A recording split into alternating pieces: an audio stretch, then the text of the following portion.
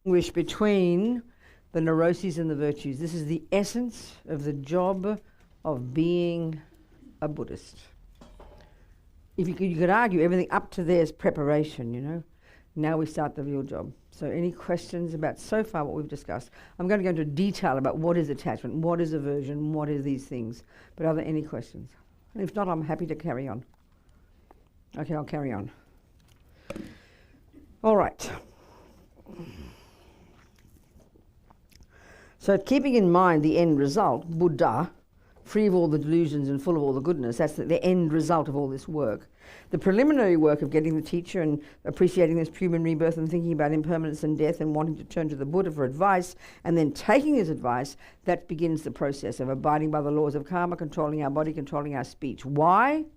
Because that stops sowing more negative seeds in our mind for our future suffering. And then you purify the karmic seeds you already planted. So this is preparing you and getting you ahead of the game. So now you can do the real job of actually working on your mind. Because all the way from here to Buddhahood is what you're doing. That never ceases, never ceases. Even on the compassion wing, you're continuing to remove the delusions in relation to others, which we'll talk about. In the first stages of practice, you're removing the delusions for your sake. So here in the compassion, now in the compassion wing, when we get there, you're removing the delusions that create the barriers between self and other. So it's the same job all the way to Buddhahood, but the emphasis is different. So to do this, and we have to understand what Buddha means. If he says we can get rid of all the rubbish and grow all the goodness, we better know how to identify rubbish and how to identify goodness. I mean, the words are simple enough, but the Buddhist analysis of this stuff is really it goes into great depth. We know the words in our culture, anger, attachment, jealousy, pride, but we have a whole different analysis of what they are, where they come from, and what causes them. So like I said before, when we looked at the first business about the mind, how we have sensory and mental, and within mental we live at the level of conceptual. So the really tough one to see, because we think about emotions. Someone said human emotions. We look at these three states of mind, all of them narrow down to these three: ego grasping, attachment, and aversion. Forget ego grasping. We'll go to that one later when we talk about emptiness. But these two are effectively the main ones in our day. We go 1,000 times a day between attachment and aversion. When we can understand this process in our daily life, this is really quite profound. And this is distinct to the Buddha. Okay. So we know, if you like, that we go up and down all day. We go up and down. Bad things happen, you get upset. Good things happen, you get happy. We know that, we know that, we know that. And we know we want the good things and we don't want the bad things. So looking at the neurotic aspect of that, that's attachment. Attachment is essentially attachment is this junky in us that runs the show, that's completely instinctive because we've practiced it for so long.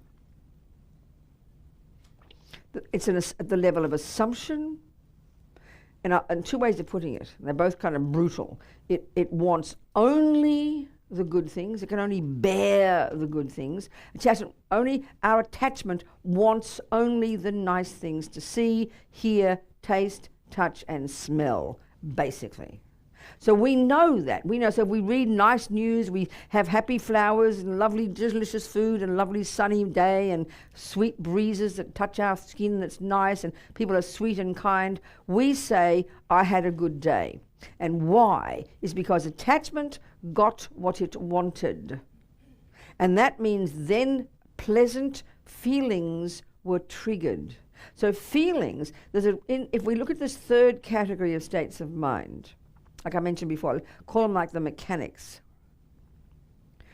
Oddly, one of those is called feeling, but not the word we use. We use feeling like an emotion, but here Buddha's saying we either have a pleasant feeling, an unpleasant feeling, or a neutral feeling. So forget the neutral, okay, but think of your life. You either have pleasant feelings, which we call happiness, or unpleasant feelings, which is what we call suffering, isn't it? It's very clear, isn't it? We know that. And we all know we want the pleasant ones and don't want the unpleasant. And I'm talking about feelings. But we're so addicted to believing that the pleasant day out there is the cause of my pleasant feeling, and the ugly words out there are the cause of my unpleasant feeling. That's the analysis we give in our world. The Buddha's analysis is no. Attachment is this junkie in us that's frantic only for the nice things. Why? Because they trigger nice feelings. And we only, really the bottom line is we only want nice feelings. And of course we think the flowers and the pretty weather do it. But they're just the catalysts. They are merely the secondary cause, the catalysts. The real thing is the internal process. And this demands much inner discipline and awareness to notice this. Easy to hear the words, but it's not our experience. We interpret it differently. Are we communicating? So basically attachment is a junkie that only wants nice feelings. And the method to get it is contact nice, pretty objects. Think about it. In other words, think about another way to put it, which is the suffering of samsara, Buddha says, and this is the subtler level of suffering. This is, what we're talking about here is the subtle level of suffering when we get the nice things. When we get the bad things, that's the gross level of suffering, suffering of suffering. The second one is called the suffering of change. When attachment gets the nice things. So when attachment wants the chocolate cake, you then manipulate to get it, and you get the chocolate cake, and it goes in the mouth. What does it do? It triggers a pleasant feeling. We know that. That's what we want. I mean, the cake is the only method we have. We can't bypass the cake and get a delicious feeling. We've got to get the cake first. You get my point? It's kind of exhausting. So our method for getting pleasant feelings, which is happiness, is by getting what attachment wants. So it's quite exhausting, hard work. You get my point? In other words, we don't know how to trigger good feelings unless it's an object that triggers it. I mean, there's such hard work. We've got to keep finding objects all the time, whether it's a sound, a smell, a taste, a pleasant word. We can't just sit there and have pleasant feelings. We wouldn't know how to do that. You get my point here? You know what Buddha's saying? Hey, babes, I've got a really good method that bypasses the necessity for things. The long-term goal, the long-term method is give up attachment. And what are you left with? Good feelings. It's another method to get good feelings. Give up attachment. And he says the difference is between that happiness and the happiness we get is this one lasts. This other one is short going, because we know when you start getting the pleasant feelings once the first piece of cake's in the mouth, it's the best possible feeling, but it's downhill from there. We know that. The second piece is already disappointing. And then you keep wanting that happy feeling, and you think maybe the third piece will do it, maybe the fourth piece will do it, and by then you're exhausted and you want to vomit. I mean, get the point. Buddha's accurate. He says this is the subtler, more nuanced level of suffering. It's called the suffering of change. We think we're getting happiness when we eat the cake, but what do you think you end up with? The suffering of a stuffed stomach. This is scientifically true, but we forget. So the same object that gives you pleasant feelings is the same object 5 pieces later that causes you to vomit. But we forget the second part. We just remember the first bit and we say, oh, tomorrow it'll work again. Are we communicating here? This is technically correct. We get it. This is Buddha's analysis. We can see it's true. He didn't make it up. It's just we don't want to know about it, that's all. Because we're junkies. But this is where what Lama Yeshe trying to inspire us. By just getting some concentration, you can taste that capacity for pleasant feelings. It's your own natural state. So even just in meditation, some people get it by accident. Then you think, oh, wow, I've got a really, religious experience. You did in a way. But it's proving to us that even when you can steady your mind a little bit, to that degree, there's a pleasant feeling. It's natural. So when Lama talks about getting all the way to single point of concentration, talking about rapture, ecstasy, he somehow learned these words. So all pleasant feelings are anything from a mild pleasant feeling to rapture or ecstasy. We don't throw those words around every day. Oh, I had some ecstasy yesterday. We think it's a drug. You understand? But this is the capacity of the mind. It's technically the Buddha's view of the capacity of the mind to the degree it is unencumbered by delusions is the bliss we can experience. So if you get too junky, the biggest mistake about that, some people have the capacity to experience bliss in their meditation, but they haven't practiced, so they just become junkies. That's not the point. That's missing the point. profoundly. This what Lama's giving us is to excite us, but it's just a bonus. It's the bonus, that's all. But it's showing us our potential. It's showing us that our mind has the potential to be blissful and peaceful without relying upon an object. So that helps us, encourages us to give up attachment. But if we get attached to the meditation, then you're in serious trouble. You just destroy yourself. That's why you've got to practice, knowing your mind well, going step by step, disciplining your body, your speech, and then your mind, and doing lots of purification and practices and all those things, That's the stuff that purifies us, that helps us do this job properly.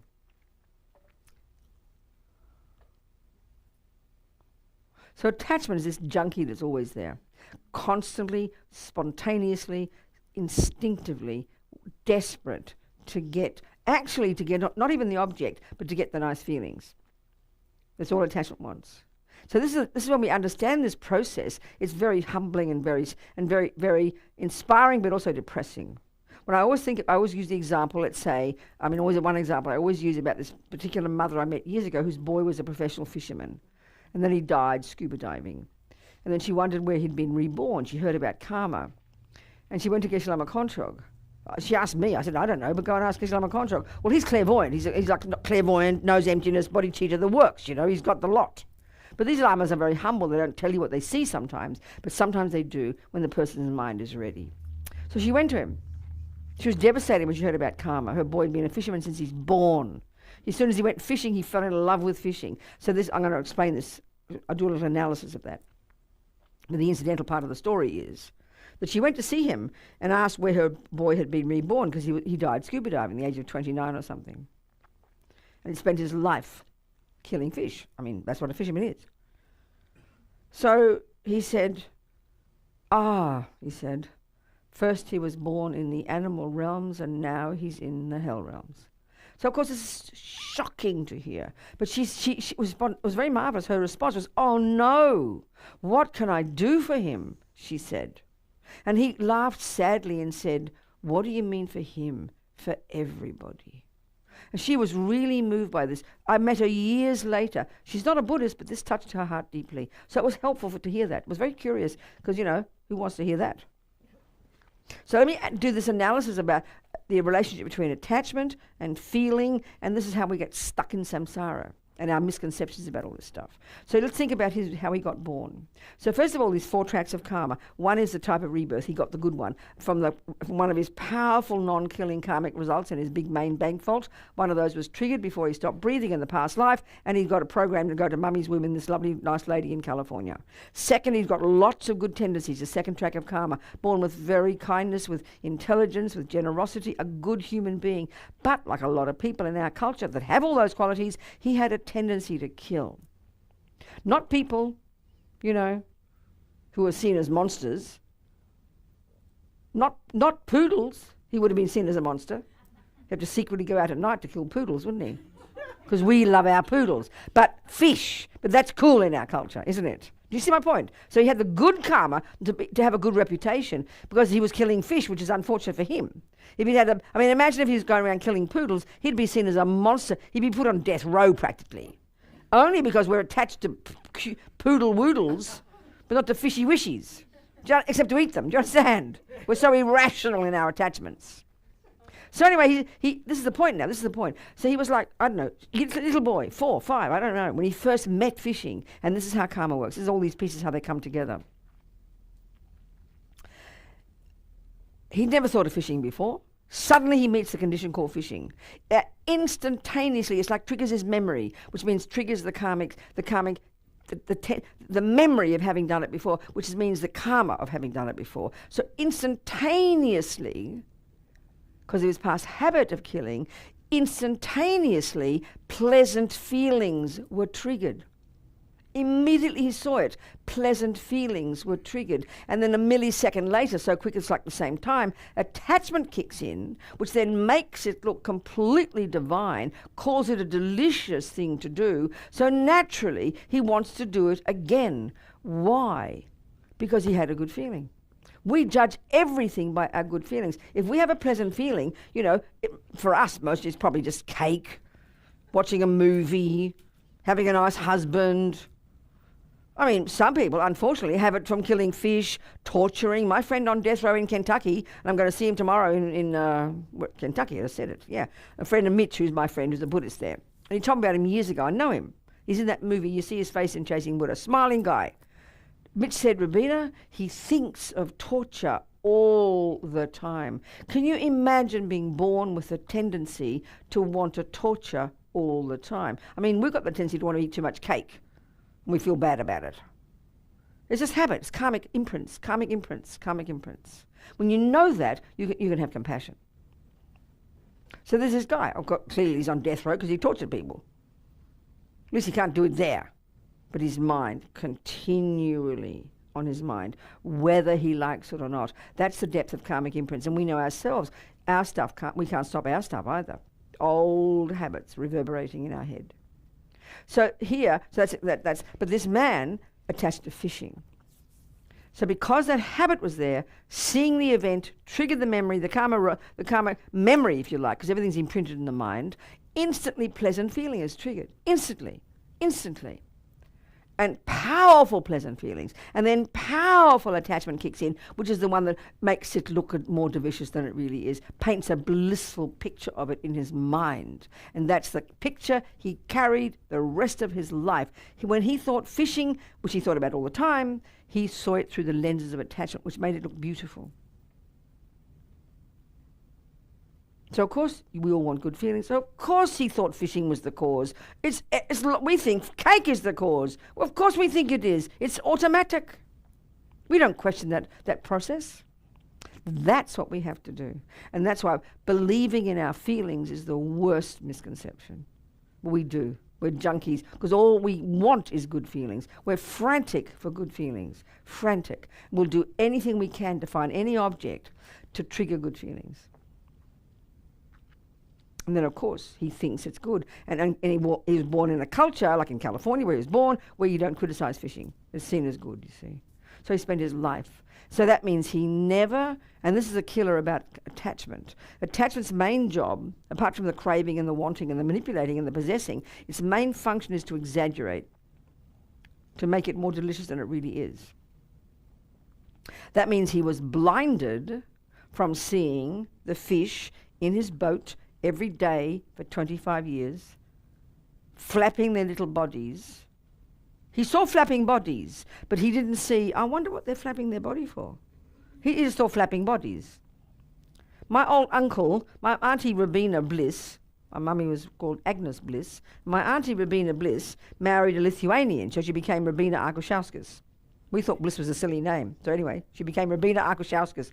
And he was this nice Lithuanian man who went fishing in the fishing season, quail killing in the quail season, duck shooting in the duck season, eel killing in the eel season. That's what his job was. He had a nice veggie garden, but he never used spray. He said, the insects can enjoy the vegetables.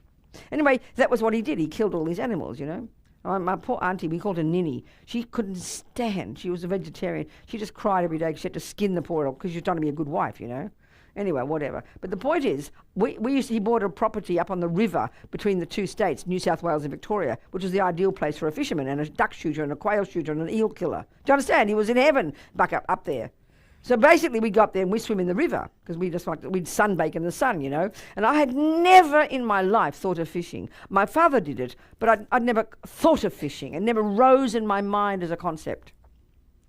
And then I didn't know how fish died. I had no idea about it. But he'd come up with these bags of fish and he'd chuck them on the ground next to the river in the 120-degree sun. And he'd walk away. I say, Stacy, we called him Stacy. Stacy, I said, they're still alive. He said, well, of course, that's how they die. I never thought of it. I was mind boggled. I could not believe the suffering, to think of the suffering of the fish. And this boy, kind man,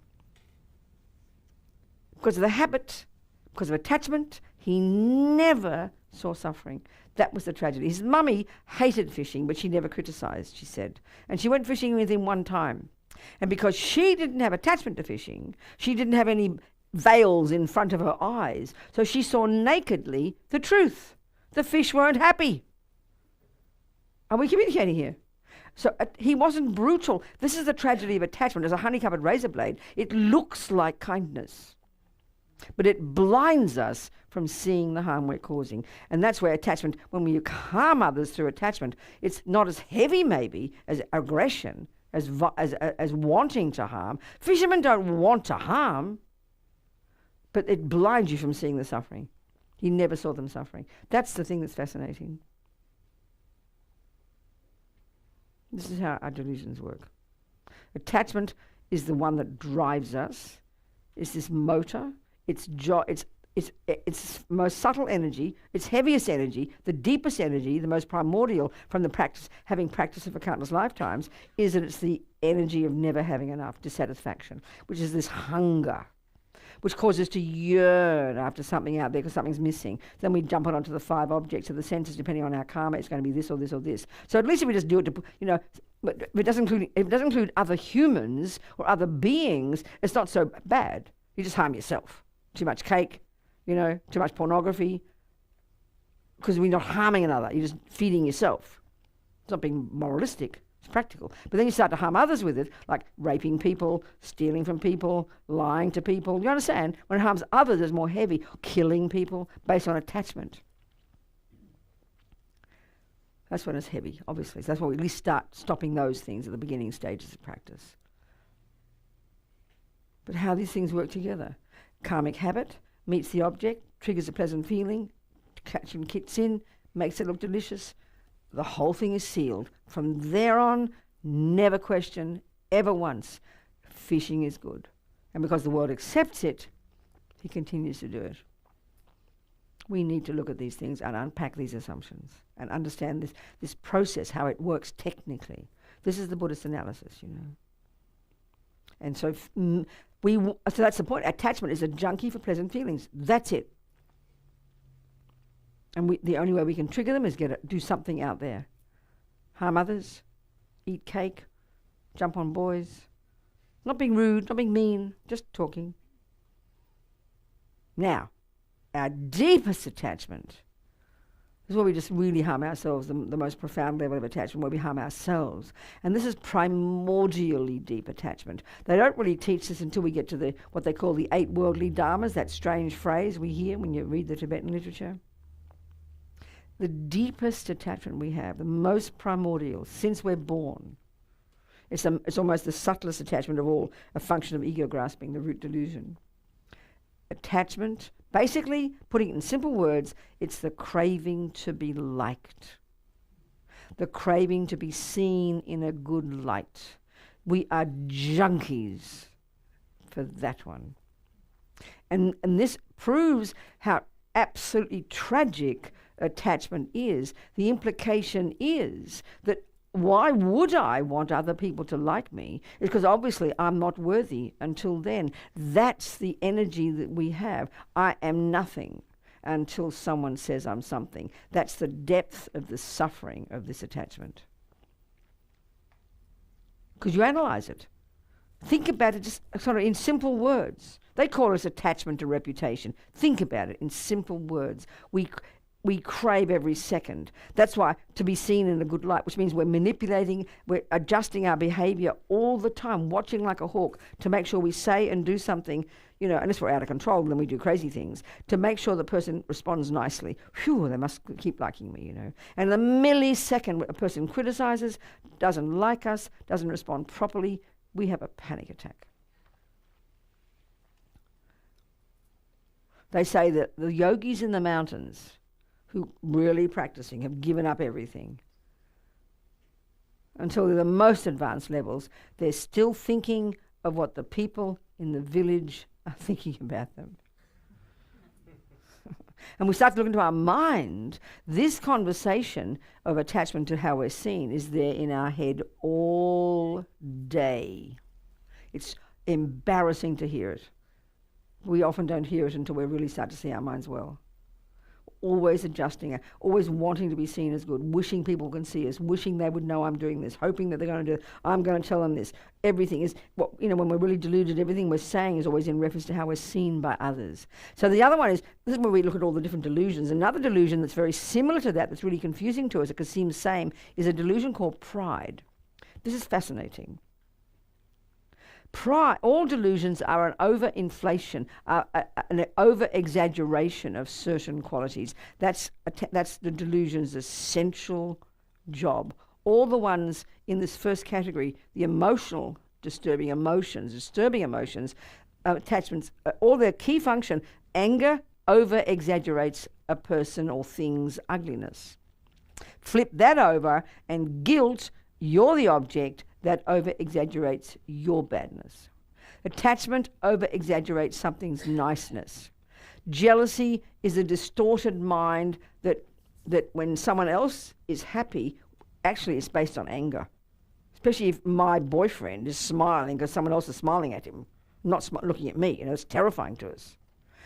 Pride is a very tricky one that over-exaggerates our importance. Now, we never think we have pride, but we all love to admit to the flip side, which is the over-exaggeration of our badness, which is low self-esteem.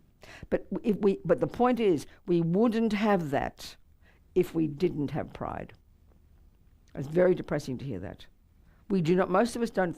We can see pride as the classic example of pride is a person that really is inflated. You see them walking through like that. You really can tell they're so arrogant. That's pride. It's the obvious one.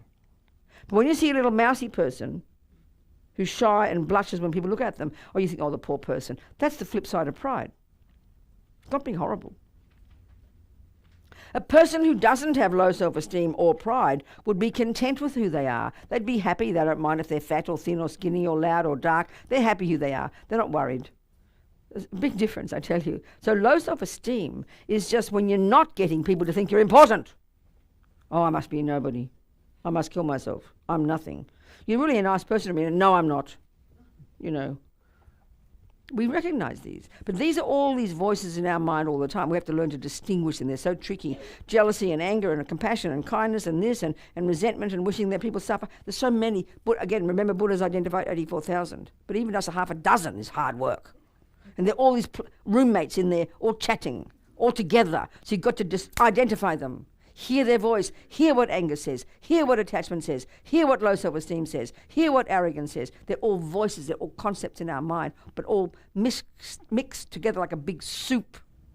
We can't tell the difference because we've never paid attention. That's our job. That's our job. Are we communicating here?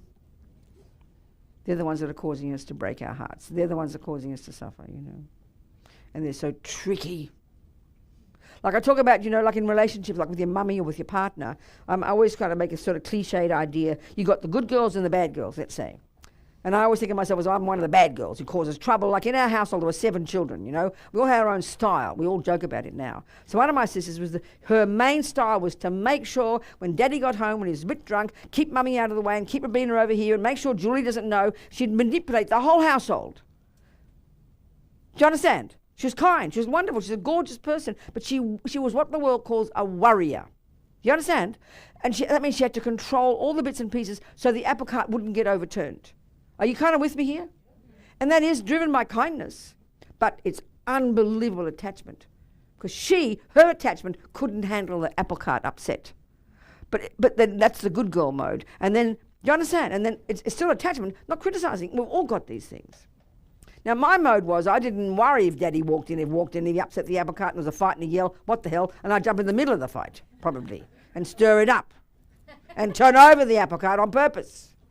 Probably, most likely. So we're all different, you understand? And in the same way that when my father drove a car, my mother would be having panic attacks. Julie, this other sister, I'm sorry, I shouldn't tell her name, I'm sorry. My sister, I love my sisters, all my sisters, I adore them. She'd have a panic attack, but I'd be the kind of person, because I didn't worry, I didn't care how he drove, I just relaxed, I didn't mind. So there's a good side and bad side to these things, you understand? We're all different. We've all got attachment. So the thing is, when my attachment didn't get what it wanted, I'd get angry. So this is the third of the 3. Remember the 3 toxic emotions? Ego grasping is the root, the primordial assumption of this ridiculous separate me. We're getting to that one.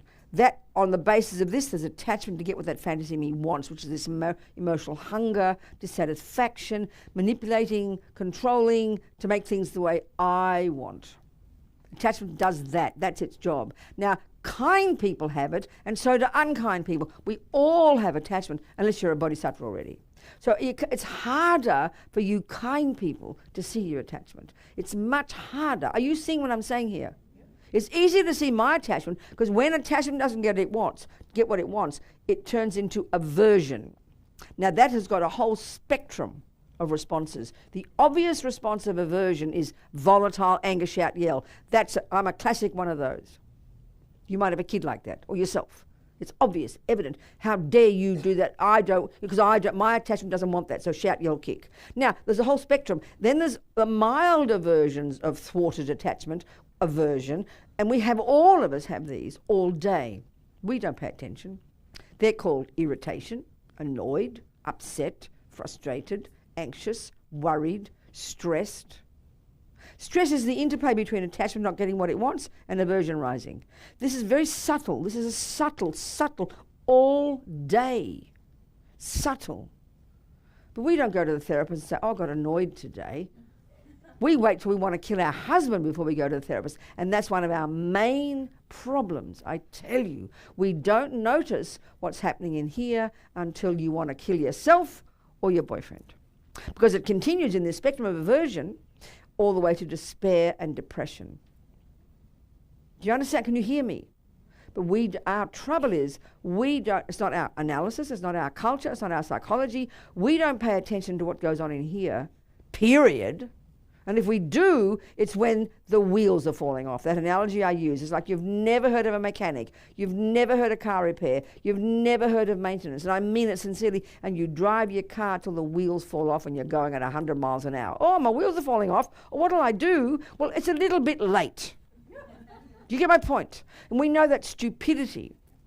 Waiting till your teeth fall out before you go to the dentist. We know we have amazing systems of maintenance of our body, our mouth, our cars, our houses, but not our mind. This is a serious point. I'm not being silly and just cliched. We don't have methods in our culture to pay attention to here. Even our view now of meditation. Let's say I'm in love with whoever I'm in love with. What's your name?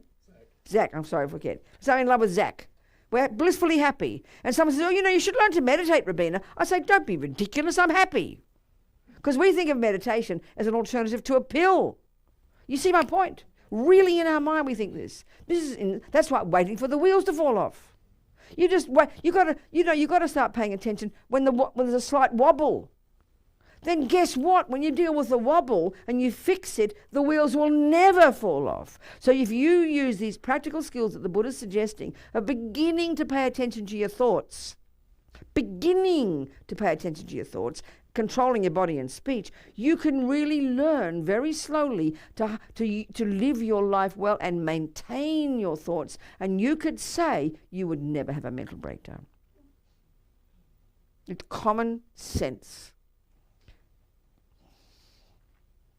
So you have to recognize, I have to want to do that. And then you have to have the brilliant skill of distinguishing between attachment and love, compassion and anger, because we have these different analyses, So to have this other analysis of Buddhas and then realize there is the neurotic, I-based, fear-based, demented ones mixed with our virtues. And the irony of that is the more virtue we have, okay, the less delusions, but we've still got delusions. But they're polluting our virtues. And in a way, the virtues make it harder for us to see the delusions. And so because attachment's so subtle, when you're a really nice person, then you wonder why you get used by other people, you get dragged down, you get people use you like a doormat.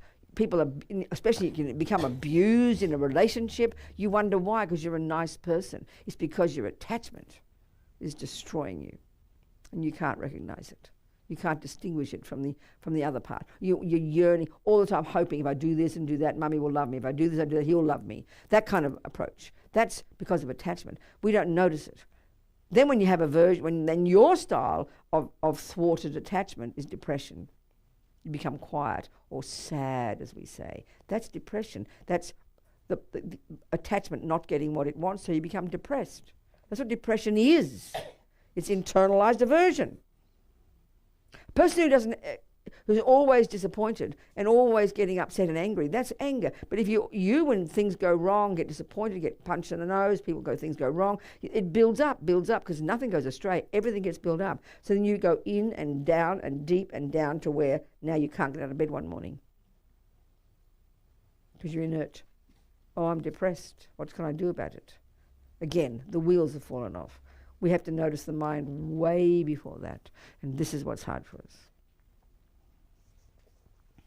Are you with me, people? So understanding ego grasping, which is the root one, we're going to get to that emptiness. But here in daily life, attachment and aversion, and we go between these two 1,000 times a day. So attachment's a junkie, always just wanting nice things. The second it doesn't get it, it's upset, irritated, annoyed, stressed, anxious, worried, angry, depressed. And that builds up, builds up, builds up, builds up, builds up, builds up. Until one, you can't get out of bed, or two, you want to kill somebody. So we have to notice before it gets to that level. But that's really, really, really hard for us, because we only pay attention when the body is involved, because we are only the body. That's the tragedy.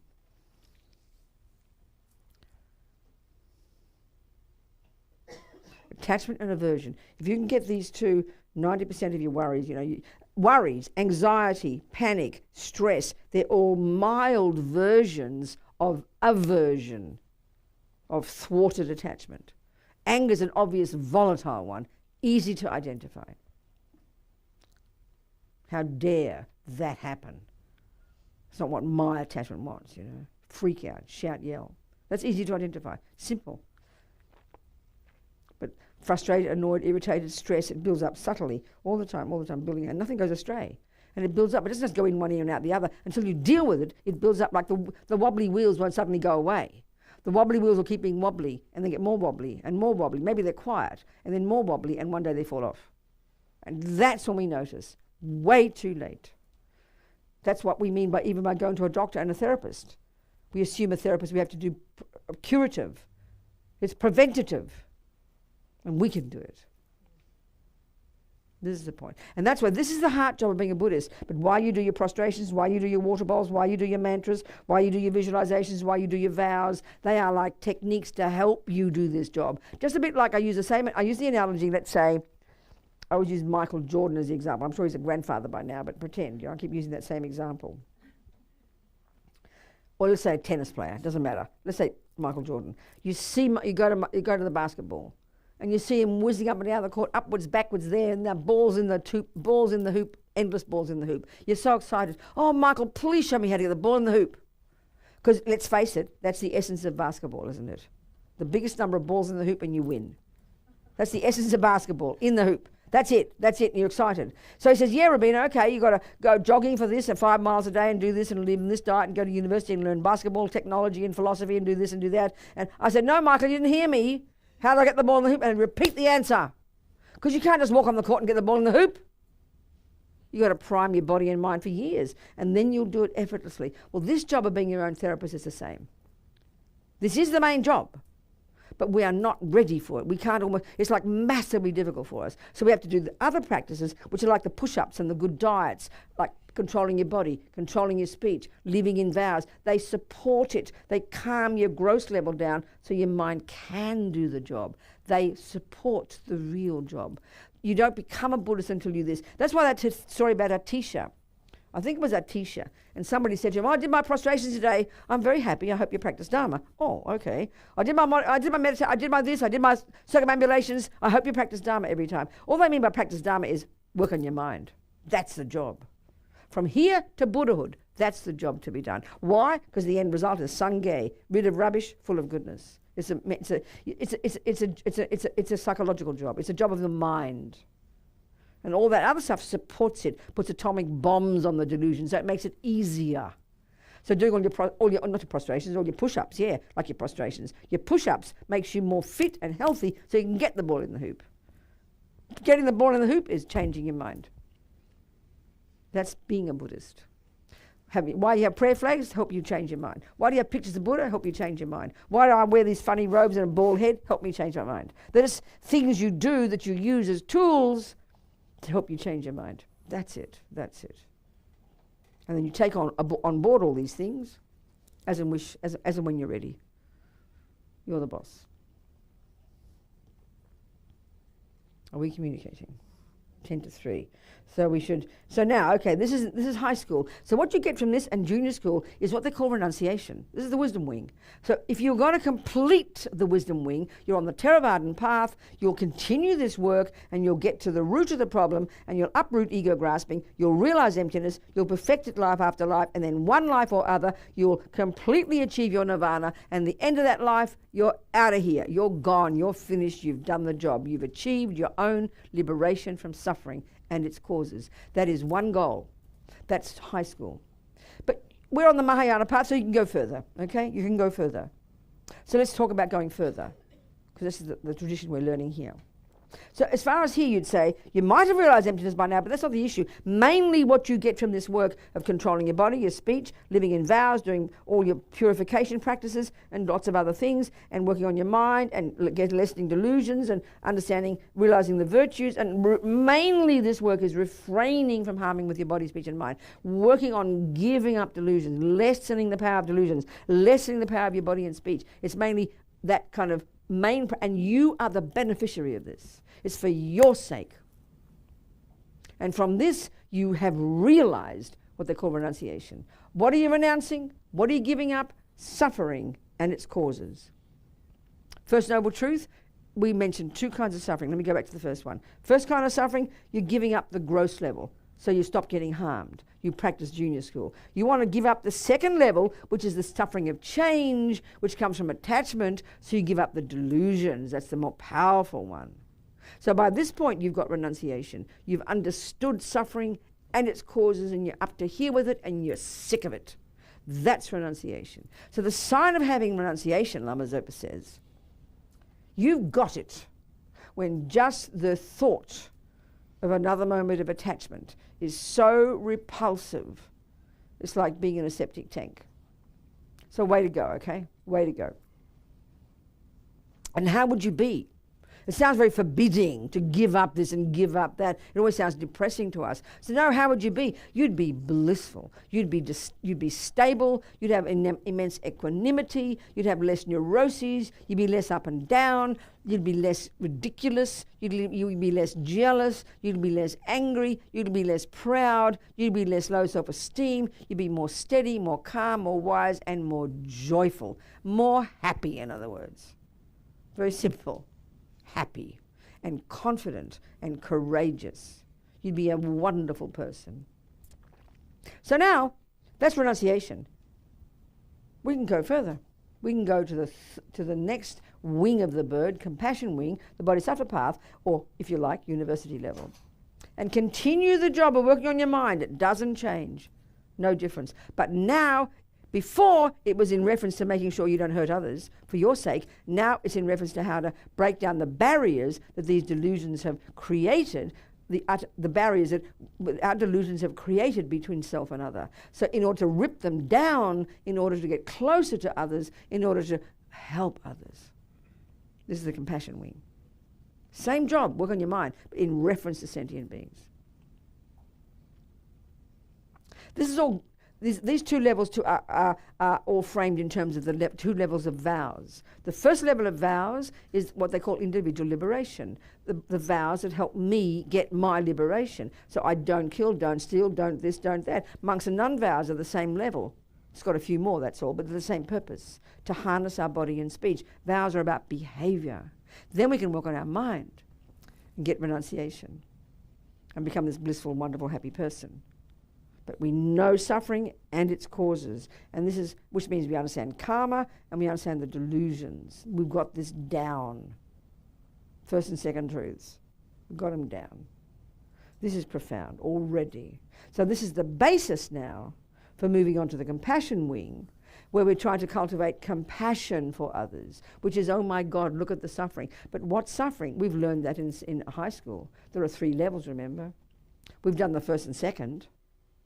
So when we see other sentient beings, we see the ones who are suffering. That's the first kind of suffering. We have compassion for them, and that's the usual compassion we have. But now we've got compassion for all the others. because we see their attachment, and we see their jealousy, we see their psychosis, we see they want to rape and kill and torture, but we know why they're suffering, we know why they do it, so now we're capable of having compassion for them easily. And yes, you'll have compassion for Mr. Trump. Yes, at that level you will. But do you understand my point? You get it. But that, see, what we think of compassion, we conflate it with, oh, the poor things can't help it. They have to be innocent victims. We only like to have compassion for innocent victims. But here it's way more powerful. Our compassion is kind of vindictive. You'd better deserve my compassion, baby. You've got to be a saint. Then I'm prepared to have compassion for you. That's heavy duty. This is, we're all in the same boat. Oh my God, you know. And then you see, so this is where you practice the wisdom wing. I find it very profound. So I use Mr. Trump as an example. First of all, we don't know if he's not a bodhisattva, and I'm not being hilarious. You don't know who anybody is, so don't judge. And you only really get to know that when you start the bodhisattva path, which we're going to talk about a bit. We're okay. So, at the first level, how you practice the wisdom wing by looking at the world, not the compassion wing, the wisdom wing. This is powerful. All of it is grist for your mill. So when I open up my iPad and I read my Financial Times, my New York Times, my New Yorker, my Vanity Fair, my Vogue, I'm a junkie for magazines, okay? You can tell I'm old because I buy subscriptions to magazines and newspapers, you know, not look on the internet ones. I wouldn't have a clue about all those ones. So, I mean, you know, I read all these things. And so, of course, everybody's obsessed with Mr. Trump. Every heading in the New York Times is Mr. Trump. There'd be no news these days without Mr. Trump. You're bored if there's no Mr. Trump news. It's very fascinating. So how do you deal? So right now, being an ordinary deluded person, how do we deal with it? Oh my God, look at that monster. How dare he do this? Look at these evil people. Look at that monstrous war. We live in negativity all day because that's our response to seeing people harming others. We'll have compassion for the people, but we'll get really angry because we believe they're the cause of it. That's the logic we use in our culture. So we just destroy ourselves. We're exhausted. So what's this approach here? It's really clear. The wisdom wing approach is marvelous. All of that out there is like workshop for you to see suffering. So, you know, when I read about Mr. Trump, it's perfect. I say to myself, either one or the other, or anything else I read. I use my analysis about karma, delusions, which I'm using for myself, and I reply it to him. And I'll go, I recognize that. When I see him lie, I recognize that. When I see him attachment to food, I recognize that. When I don't want to grab ladies, you know what's, but you understand, but sexual attachment, I recognize that. Or arrogance, I absolutely recognize that. You know, manipulating people, abusive speech, I recognize every one of those. Do we not recognize these in ourselves? This is how you learn. And then the second one you say is, thank you for showing me how not to be. Then in that way, you can use the whole world as this amazing workshop to help you realize, wow, I'd better keep practicing. Even when you see wars, then your heart breaks. You see this war, there's a bunch of people killed. My God, look at the result of karma. Then you see the people doing it to them. Oh my God, look what they're doing, creating monstrous suffering for themselves for the future. So you use the analysis of karma and the analysis of the mind, and everything in life is like this workshop. Then you get courage and strength from it. Not exhausted, not drained, not angry, not fearful, not panic-stricken. That's just the wisdom wing. Now the compassion wing, as we progress, your analysis is, oh my God, look at these sentient beings suffering. I said that one, and look at the ones causing suffering. And then this brings you this confidence, the courageous attitude of the bodhisattva is that it's my job to help sentient beings. Like the job of a mother. This is a really good example. A mother, she's in the beach and her kid is drowning. She will have unbelievable compassion, guaranteed. And compassion is seeing the suffering of another and empathizing with it. But she won't sit there wondering who will save her baby. Even if she can't swim, she leaps in. That's great compassion. That's what Martin Luther King said. You see bad things out there, and then you say, what can I do to help? That's called great compassion, mahakaruna. It's a technical term, not just, oh my God, look at that suffering and walk away or get depressed. But that's the bodhisattva one. They go to the next step where they say, if I don't do it, who will? You take this sense of incredible responsibility, and that's coming from courage, not attachment. And you develop this courageous attitude of the bodhisattva that it's my job to make it happen. Of course, incremental, one step at a time. do what you can. But that's the attitude that impels the bodhisattva to keep growing, keep ripping the delusions out, keep wanting to grow this compassion to great compassion, which then culminates in bodhicitta. The aspiration got two parts. One, the aspiration to never stop helping whoever is in front of you, ant, the dog, the person, the pedophile, whoever, you do, based on wisdom, you do what's necessary to help them. And then second aspiration of the bodhisattva, the long-term one, I will never stop working on myself, perfecting myself so I can become a Buddha. That's the two components of bodhicitta, this paradigm shift that will happen in the mind on the basis of equanimity, all those different steps, 11 little steps that culminate in that bodhicitta. That's the essence of the compassion wing, very quickly. Huge attitude, brave attitude. And the point is, this is the point, somebody said a few days ago, that people who are bodhisattvas are also blissfully happy. There's no contradiction. Look at the Dalai Lama. Don't put him in the sky. He's on the earth like us, and he's forcing us to make sure we see him as an ordinary person, which is so important. What that means is, look at how his behavior is for 60 years. Look at his suffering. Look at his people. 1 million, 2 million Tibetans of the 6 million in the beginning killed, country completely destroyed. There's nothing left. Every element, every mineral, everything has been ripped to pieces, destroyed. The country has been destroyed. Or the wildlife, no longer any there. It's just destroyed. It's heartbreaking. That's his country. He's like their mother. But you can see for 60 years, he doesn't get angry. He cracks jokes. He's fierce. He's powerful. He's charismatic. He's action-oriented. Super powerful person. Clear as anything. Incredible wisdom. Incredible joy. He's laughing all the time. Funny. Cracks jokes about his enemies. He's not distressed. This is 60 years later, he's 80-something now. And he never gives up. Spiritually, politically, diplomatically, scientifically, psychologically, socially, every method, he has the attitude of the bodhisattva. They think in terms of eons. They've got this immense courage based upon great compassion, based upon the fact that your mind will never end anyway. And because he's done the job of ridding all the delusions from his mind, there's no longer suffering. In that sense, you could argue he does not suffer. Suffering in Buddhism is coming from delusions, not from compassion. Compassion has got nothing to do with you suffering. You do not suffer when you see other people suffering if you have compassion. It's impossible. You only suffer because you have attachment or anger. This is crucial to understand. Compassion does not bring suffering, it brings more compassion. It brings more energy to want to help. More enthusiasm, more, not joy because your heart is broken, but you want to help. So you keep developing your wisdom and your ability to help and never give up. Suffering comes from delusions. They drag us down to hell. Are we communicating? I'm sure I am.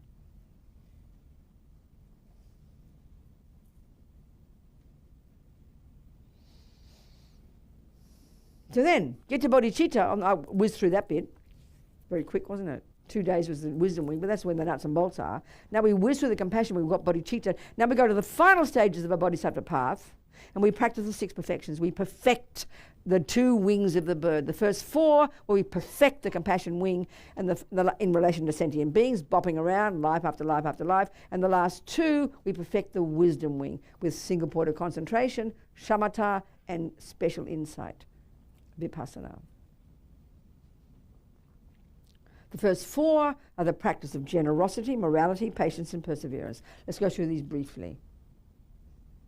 First is morality. The whole path is morality. The whole path is ethics. But there's a crucial difference here. In the first stages in junior school and high school, first and second scopes, it's the ethics or the morality of restraint, of refraining from harming, of harnessing your body, speech and mind, of not harming, of lessened delusions. This is powerful work. That's the wisdom wing. The morality of restraint, the morality of refraining from negative actions of body, speech and mind. Why? Because that stops your suffering. Now, we continue on the bodhisattva path, the practice of ethics, but now it's in reference to helping others, because we're now qualified. So on the first perfection is now the practice of, not morality, I'm sorry, the second one. The first one's generosity. It sounds kind of cute, generosity. Well, Tsongkhapa says in these 6 perfections, in one of his wonderful verse, it's called the Song Hymns of Experience. He talks about generosity, the first perfection. Generosity is a wish-fulfilling jewel with which you can fulfill the hopes of all sentient beings. It's the start of this process. It's the basis of the activity of the bodhisattvas in that it develops a selflessness and undaunted courage to want to benefit all sentient beings. So giving is powerful. Giving is already get yourself out of the equation, you know. Wanting to give. Give what? The first level, give things. Give material things. What do? You give what to whom? What people need. Well, you know, we can give anything. But one of our measures in our life of things we know is called money, and that's a very powerful measure. It's a massive one for us. So in general, we're not, some might be, but in general we don't like to give. It's an automatic assumption. It's instinctive assumption. So here we're trying to do the reverse. One time Lama Zopa says, do not think of giving. Sorry, do not think of receiving. Think of giving. So we're trying to cultivate the bodhisattva attitude that reverses the normal one. As Milarepa says, Dharma in general is the exact opposite of the world. So the instinctive one for us, because we have attachment, is we want to have things, want praise, want gifts. Nothing wrong, it's okay, but it's attachment. You know, the first instinct isn't to want to give, unless it's our beloveds, of course, and want praise in return. So here we practice, at the first level, wanting to give things. So clearly, money is a great measure of things. We know that. It's the one we use. We don't barter kilos of rice or bulls here. Now we use greenbacks. Or prettier money in most countries I read about. Most countries have really pretty money, you know, pretty colours and everything, but American money is very steady. It's all the same size. It's got different numbers, you know, and different people, hasn't it? Anyway, whatever. So giving money, and we don't like it much, but we always feel we haven't got enough, you know. So if I give, we think we'll even have less. But when we understand the karma of giving, this is very fascinating, this. The main causes of our having the life that we've got, meaning not born in a country where you have no money, not born in a poor place where you can't get a job, where you have to work 18 hours a day to survive, which many Americans have to do. It's $7.50 an hour federal, isn't it? $7.50 is the federal. Oh, I beg your pardon, $7.25. I mean, listen to this, it's very fascinating. I lived in New York City for 1 year in 1974. I got $3 an hour for working for Manpower as a typist. And I paid $100 a month rent. I probably get $9 an hour now and pay $2,000 in rent. Something's wrong, isn't it? Something's a bit wrong there. That's fascinating, isn't it? Anyway, never mind, that's politics. I don't want to get into politics. Apparently in Australia, I'm not trying to show off because I'm American as well, it's like nearly $20 an hour. The federal basic wage is $20 an hour or something. And we get free medical. And if I go back home tomorrow and I'm Australian, I'll get $2,000 a pension a month. I told somebody else that they're really like, you said it, where are you? You said, are you socialists in Australia? There, you said it. She's been brainwashed by American politics. No, I said, but they're even more conservative government than America. But they're just used to taking care of their people, that's all. It's been a habit in Australia for like 150 years. We've gotten used to it, you know. Anyway, never mind. I'm also an American, so it's okay.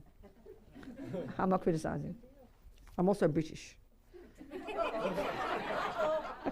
And I told you, when I went for my American passport, I always tell you that. And I said, can I keep my other passports? She said, we don't mind how many passports you have, as long as you have allegiance for the United States. So I've got to feel like an American. I feel like a universalist. It's okay. So shut up. Where was I? Generosity. Okay, giving. So as Rinpoche says, don't think of receiving. But this is powerful. Think of your mind. It's not automatic unless it's your beloved friend, or unless you get praise for it, unless we get a tax break. And it's okay to get a tax break, nothing wrong. But you know, we have to practice this. It's natural. But the point is this: just to get the life we've got, being 1% of the world, fortunate. One, the cause of getting a human mother was non-killing. The cause of having things, being born where you can get a job, get money, get food, get a loan, that's the fruit of generosity. That's the fruit of generosity. Conscious act of generosity. Of things, not of bananas. When a poor person wants $10, maybe give you a banana, that's okay. But give them what they want, which is called dollars. It's a very powerful one, you know, thinking like this. It's a really powerful one, that. We don't like giving homeless people money. In India, it's accepted, although it's a bit rampant, crazy kind of system. When, you know, people sell their, you know, drug their babies. I mean, it's going to happen. It's bound to happen everywhere. But somehow, the one of us wanting to give money to somebody who doesn't have money is very hard for some reason. I don't know why it is. It's so fascinating. You know, you go into Starbucks and you pay, what is it, $10 for your coffee and your cookie. But listen to this. This is really practical. Because we respect commerce. But we know, if we did our analysis, that probably, I don't know, 30%, how much profit? I don't know how much profit. Let's pretend 30%. We know that we're paid for our coffee, we pay for our cookie, we pay the salaries, we pay the rent, and we give a donation of 30%. But we don't mind, because we're used to commerce. But to give 30% equal of $3 to the person outside the door, no, sorry, because you get nothing in return. We're just used to that, which is how we are. So we've got to do this analysis. Think about it. Think about our mind, wanting to give. And give it not the big, grand, big, fancy level. Give it the level we can. You know, person looking in their purse for their change, give them 5 cents. I mean, we don't even think of doing it. We do sometimes. But it's just powerful. It's a simple example. Practice the attitude of wanting to give. Not to show off, not to be seen as a fancy person, but just changing our thoughts, you know. Because we're very instinctive that we haven't got enough. Even if we're quite well off, we don't think we have enough. We don't like to give, even if we do have lots of money in the bank and a good pension plan, and we know even if we did our calculation, we'll be fine until we die, we don't like giving the extra bits. We just don't like it. We like seeing it there in a money, in the bank. We like that. That makes us happy. Phew, I've got some in the bank, you know, or some in the insurance policy, or some whatever you have with your 501c3. No, wrong one. 401k. What is it called? That one, yes. In Australia, they call it super. It's called your superannuation. That's what they call your pension plan, you know. So you're saving your super, they say. So practicing trying to give. It's a very simple word. It's a very simple concept. So that's the first kind, and it's meant to be the easiest. The second kind is giving advice. That's easy for us. We love giving advice. Spiritual advice, of course. That's easy. We love giving spiritual advice, even when we're not asked. So we should practice the first one more, I'd say. And shut our mouths, you know. The third one's called giving protection. It's very curious. Releasing people from prison, saving animals' lives. That's called giving. It's curious, isn't it? That's just brief. Next one, morality, the one of benefiting others. That's pretty evident. Practicing thinking. See, the bodhisattva, it's like their job description. This is already when you've achieved bodhicitta, when it's going through the steps. This is already phenomenal. This is already outrageous. And they're perfecting all of these in relation to sentient beings life after life. Perfecting, because it's an ongoing process, you see.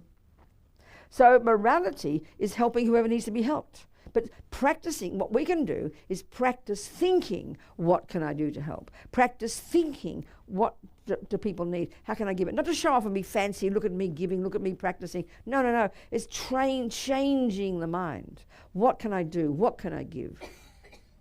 Someone needs something, you read about it, you think, oh, I must give that. This is profound. This is practicing, training our minds to think this way. Powerful, very powerful. Starts with the mind. Your hand won't go in your pocket, I promise, until your thought says, I will give. Believe me, your hand does not have its own brain. The next one is patience, which is like a dirty word for us. Already in the compassion wing, and I didn't go any into this at all, it's really a cut right across, we had no time, about achieving these steps going up to bodhicitta. Unbelievable, the whole level of practice called exchanging self for others. That's all where that comes. Unbelievably profound level of practice where you're really trying to smash ego. This is a very intense level. And it's called transforming problems into happiness, exchanging self for others. And that's what a bodhicitta is. You make this paradigm shift when now others are more important than you. But even these words for us are hard to hear. That assumes a person who's gone beyond ego. Even that's bizarre for us. So this is already outrageous. We cut right across that. We didn't even get into it. But patience, coming here, is an extra level of long-term patience. So patience is actually a profound state of mind that attacks aversion. Attachment's still there. The assumption is, even though you're a bodhisattva, you're highly realized, but let's talk at our level. Attachment always wants what it wants. It always wants what it wants, which means it wants what I want, which means it wants what I think is good, which means it, forget you. It's always, if it's in sync with you, we're fine. If not, then sorry, So patience is what will kick in the millisecond attachment is thwarted. And because this happens so fast, and the bodhisattva level, it's easy, it's what kicks in the second you don't get what you want. The toilet seat up and set it down. The traffic lights are not the right colour. The noise a little bit loud. These are baby examples. Patience is what kicks in right there that counteracts aversion. Aversion is a normal one that arises without even any volition because we're so trained. That's anger. But here, patience is the antidote. So patience is like a brave attitude that welcomes the problem. Bring it on, baby. That's what patience is. It's a huge, advanced, brave state of mind. It's like an atomic bomb. But you've got to catch the attachment not getting what it wants, don't you? That shows already so much awareness of your mind. So that's practicing patience. Whereas we think of patience as like, what do we call it? We call it passive aggression. Grishing your teeth and waiting for that horrible thing to go away. That's not patience. That's internalized aversion. Do you understand? Patience is a powerful view that and even as they say, and this is getting close to emptiness now, which we're now getting to, this is where you're applying emptiness already. Even in transforming problems, back before you get bodhicitta, transforming a problem is literally, and this is what patience is. It's normal view with attachment and aversion. A problem is what attachment doesn't want. A problem is what you don't want. So, if you like chocolate cake, carrot cake's a problem. You understand my point? That's right there, isn't it? So simple. Carrot cake's the problem. So when you catch your mind of having aversion the moment what you wanted doesn't come. This is a tiny example. Start with the baby ones. Then you grow, get better. Start with that. That second, as a practice. You could easily go and say, no, I ordered chocolate cake. Nothing wrong. But if you want to practice, a moment of practice, welcome the carrot cake. This is great. I can enjoy carrot cake. That's the practice of patience. In other words, it's also emptiness. It's proving that if you call it good, it becomes good. But when the mind is stubborn, which the mind is when it's deluded, it will call carrot cake bad and it will never change. It is bad. Do you get my point? Patience is profound. It sees it as good, which already is implying emptiness. Because we're getting to emptiness now, nearly, almost there, 2 more steps. But this is implying it already. It's already implying it. Because the ultimate way of understanding things is that nothing has an intrinsic nature in itself. It's what we call it. We give the meaning to things. That's the final meaning of emptiness. But we'll go through some stages of it. This is just brilliant. When our mind can be so flexible. This doesn't mean you give up and say, let the person kick the dog. I'm seeing it as good. Don't be stupid. No. Someone's harming somebody, so you do what you can. Of course, that's different. But in the way that I don't get what I want. Patience is the absolute, as Tsongkhapa says, it's the, what's he say? I forget. Something or other. I forget something. It's like, it's the opposite. It's the profound antidote. But you've got to catch. You've got to even see the attachment not getting what it wants. So, of course, the way they present it in the text, there's 3 levels of patience. Patience in the face of abuse. They're uncompromising how they put it. Heavy duty when someone's mean to you. That's the main suffering. Of course it is. That's the experiences similar to the cause. The 3rd level of karma, where people are mean to us. This is the pain we can't bear. Toilet seat is an example of that because he did it, That red light, how dare. That cake, I ordered chocolate cake. It's always about people. So in the end, this one is it's so powerful, Because the one of emptiness is, anyway. So the 4th one, we'll go to no time now. 4th one of the perfections, and this is very fascinating. It's called joyful effort. Enthusiastic perseverance. It sounds ridiculous, right? What's that? Well, you will hear what it is, and it's embarrassing when you hear the opposite. And the opposite is called laziness. And there are 3 kinds, and we'll recognize them. Everyone will be embarrassed. The first kind of laziness is can't be bothered, which is the typical one. So what can't you be bothered doing? It's logic. The thing that takes effort. And what's the thing that takes effort? The thing that attachment doesn't want. So basically we're junkies to stay in our comfort zone. And this is why if we have a pleasant house and pleasant family and pleasant surroundings, the hardest thing to do is make effort because everything's so pleasant. And we just love, nothing wrong with comfort, nothing wrong with it, but we know to move 1 inch forward in learning anything, you've got to push beyond your comfort zone. It's logical. We know this is scientific truth. Even to do push-ups. You go to the gym, oh, I did my push-ups today, darling. No, you didn't if you stopped the second it got painful. Nothing will change. We know the muscles won't change until you go beyond the hurt. We kind of know that. This is the thing. But what we're talking here is practicing virtue and giving up practicing non-virtue. This is profound, I tell you. And that's just the grossest one, the most obvious kind of laziness, the worst that everybody has. Now the next one is a lie and is lie and is our own propaganda and we think it's a virtue. And the next one is, oh no, I'm too busy. I'll do it later. And what is it you're too busy to do? The thing that takes too much effort.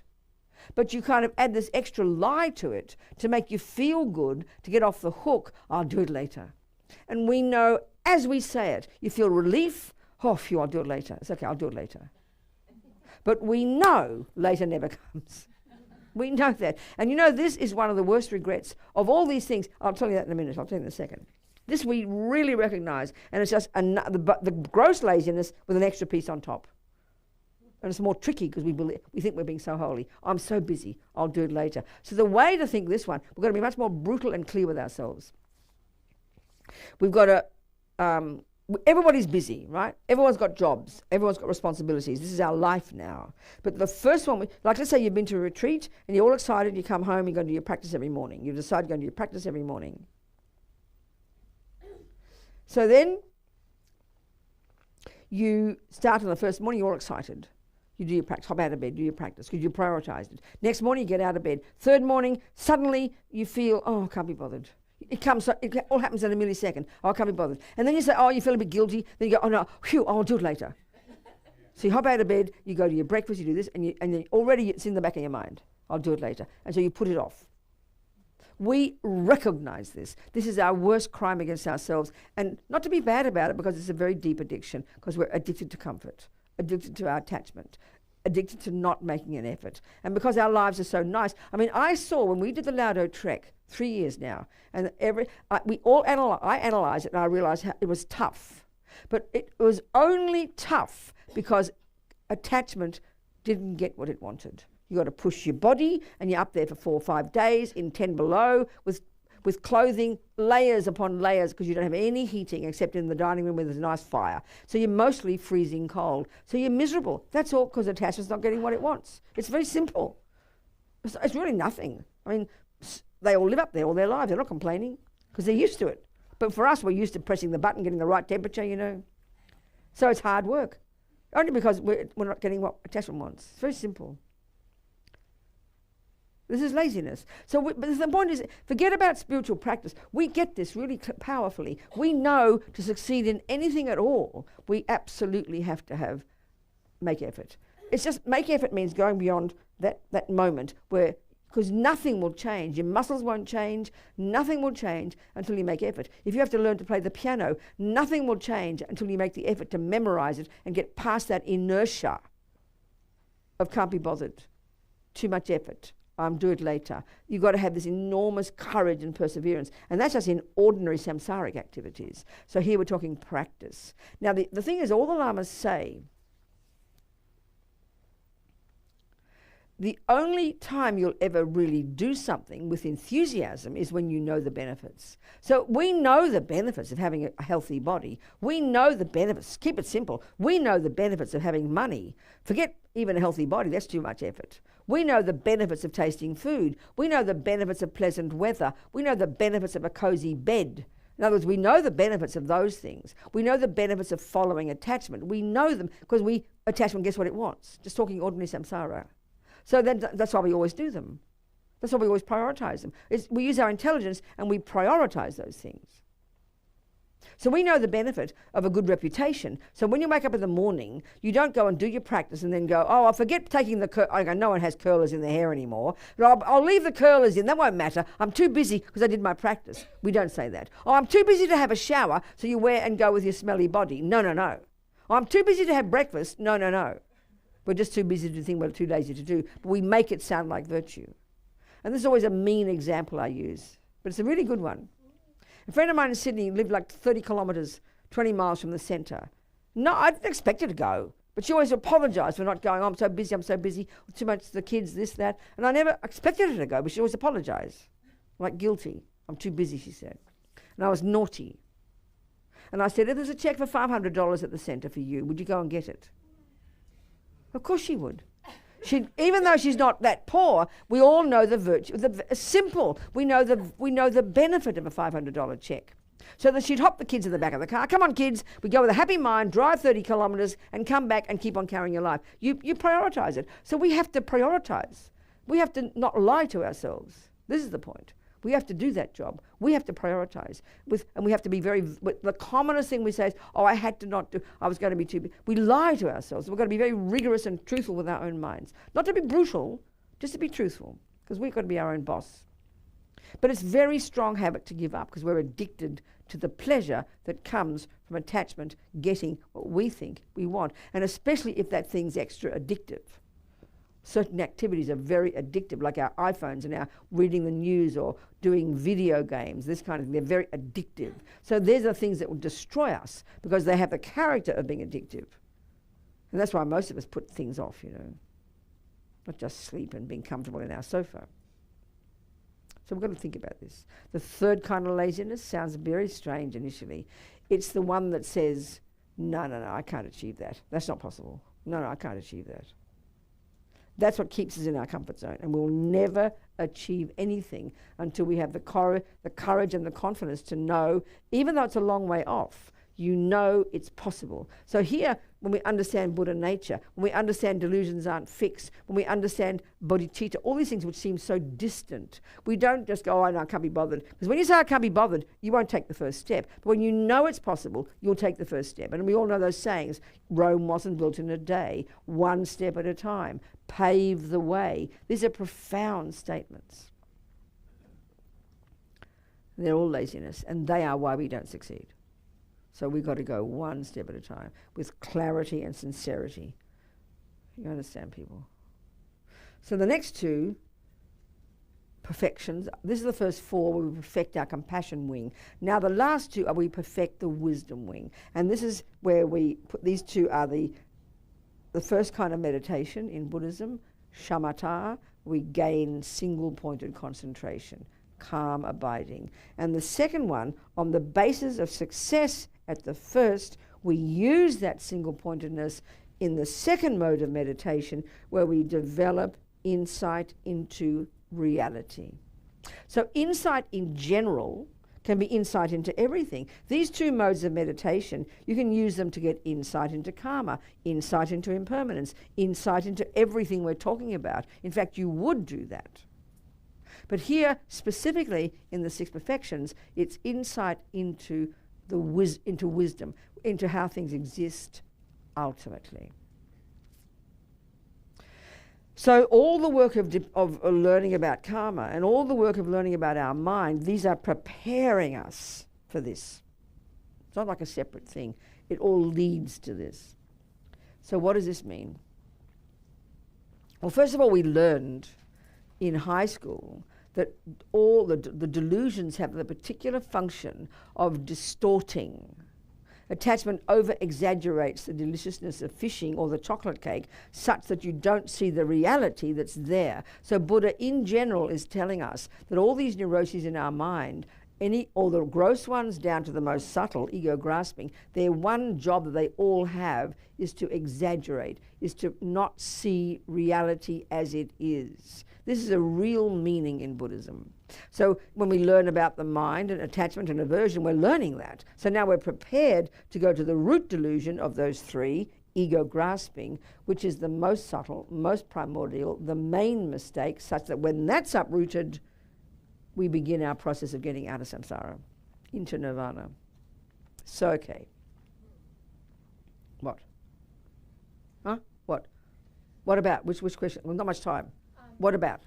So, when you're working, before we start the emptiness part, when you are working with, like, detecting the agreements or beliefs, What? or I don't know Sorry, how to darling. put it. In the wisdom part, when you are noticing Your mind. your thoughts, Your mind. Yeah, that's Okay. right. Exactly. you know, you notice the feeling first, aversion Well, or a little. no, that's too late. No. That's the wheels falling off. We're trying to notice them before the wheels fall off. Not That's the when real job. Not when the wheel is falling off. You just said you notice the emotion. That's the wheels falling off. The emotion, when the body is there, is the wheels falling off. We have to learn to see it sooner. Even sooner. Right. Even so sooner. When you notice them sooner, Your thoughts. Yes, You you're hear not the upset. angry story chatting away. Exactly. You are not getting upset or you're not getting anxious. You're just noticing the thought. Okay, so when you notice the thought, from what I'm getting, Sure. you question that, No, you just listen to it and hear what it's saying, then see if it's true. right? Then you argue with it. That's the Okay. simplest way of putting it. Right. So That's once it. you do that, Yeah. then it just disappears. Not always. Depends how strong it is. You might work for years on it. It doesn't go Right. overnight. Right. But that's the process. You argue. Yeah. You don't let it sit there and fester. The virtues in you argue with the non-virtues. Speaking very simply, Yes. I mean, I'm and noticing. that then subdues them. Yes. If I'm angry with you, let's say you were mean to me a little bit on the telephone, a little bit, you didn't listen to me perfectly, let's say, and Yes. I'm a bit upset. I'm thinking about it. And then I think, well, shut up, Robina. That's anger. That's ridiculous. You're over-exaggerating her meanness. She just was distracted or something. And Yes. that's only because your attachment isn't what you want. So be quiet. That's it. Done. When it's little, when it's raging strong, it's much harder work because it's been there for so long. And some of our stuff is old habits. Yeah. So when you're in the part where they're little, Yeah. you're applying the same antidote or technique of questioning. You know, it's as simple as that. You question or you argue You listen with to it. what it's saying. Yeah, you listen to what it says. Then you argue with it. Exactly. You argue. That's what I mean by questioning. Okay. Then it just. Then Poof. no. Depends on how strong the habit is. I know. So let's say you're an alcoholic. Right. And you're at the moment you're on the street and you're alcoholic. You've got a long way to go before it just is woof. You've got to Yes. start somewhere. Yes. So and some of the habits are strong. That's what I'm saying.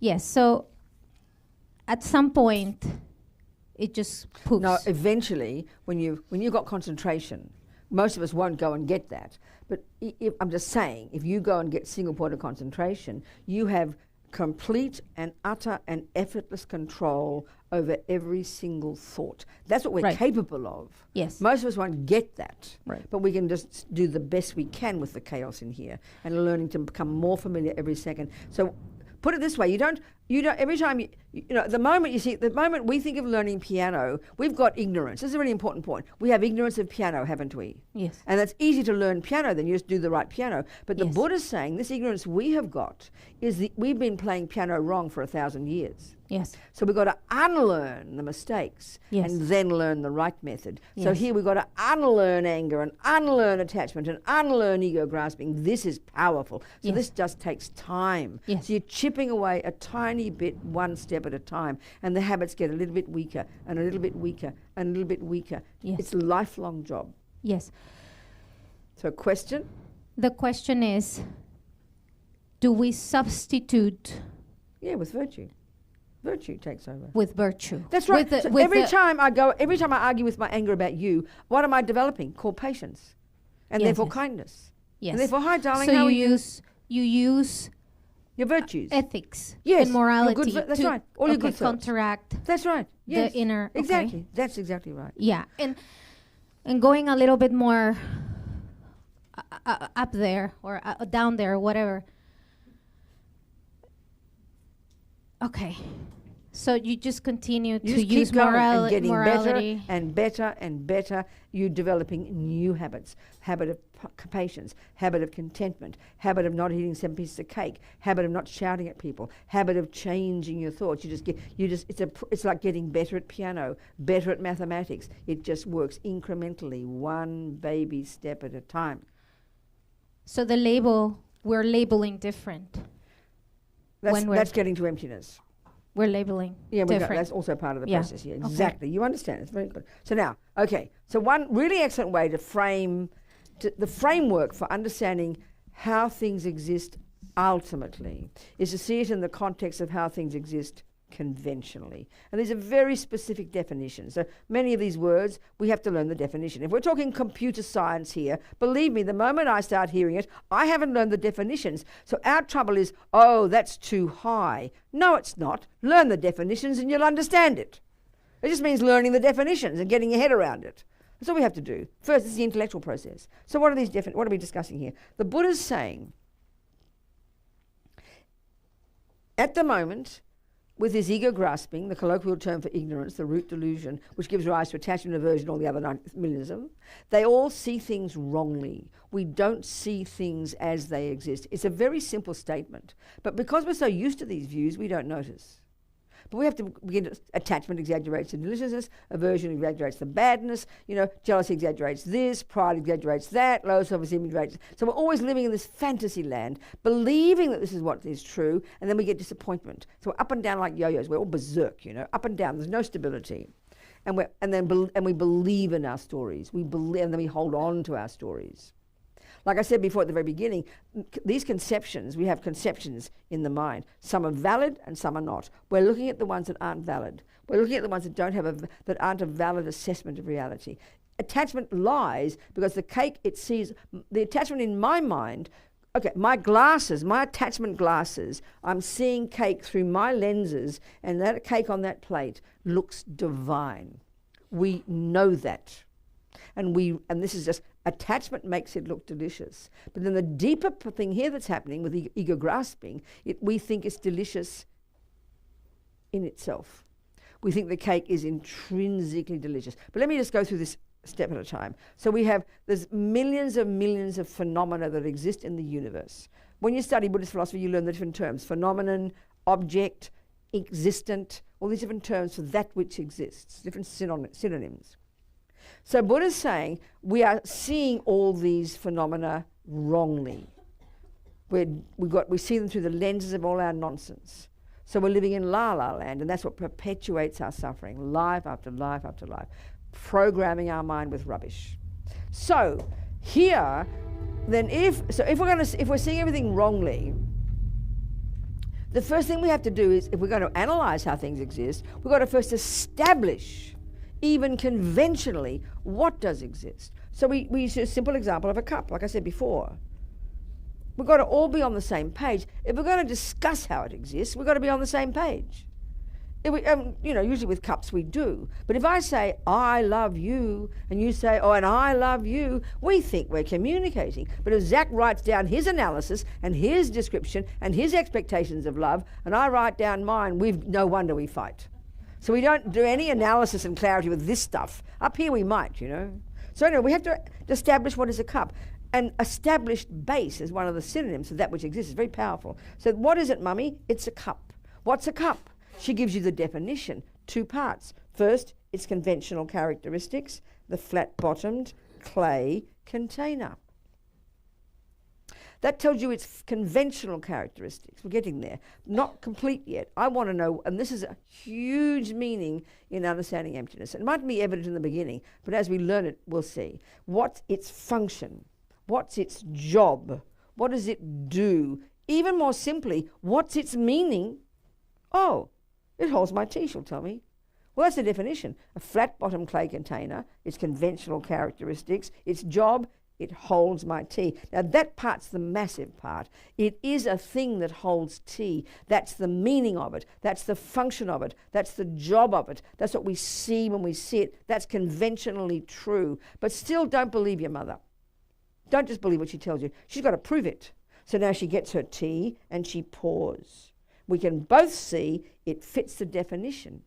It holds the tea. Pretty good. Still not enough. We've got to now make sure there's no other definition in our world as we know it that contradicts that directly.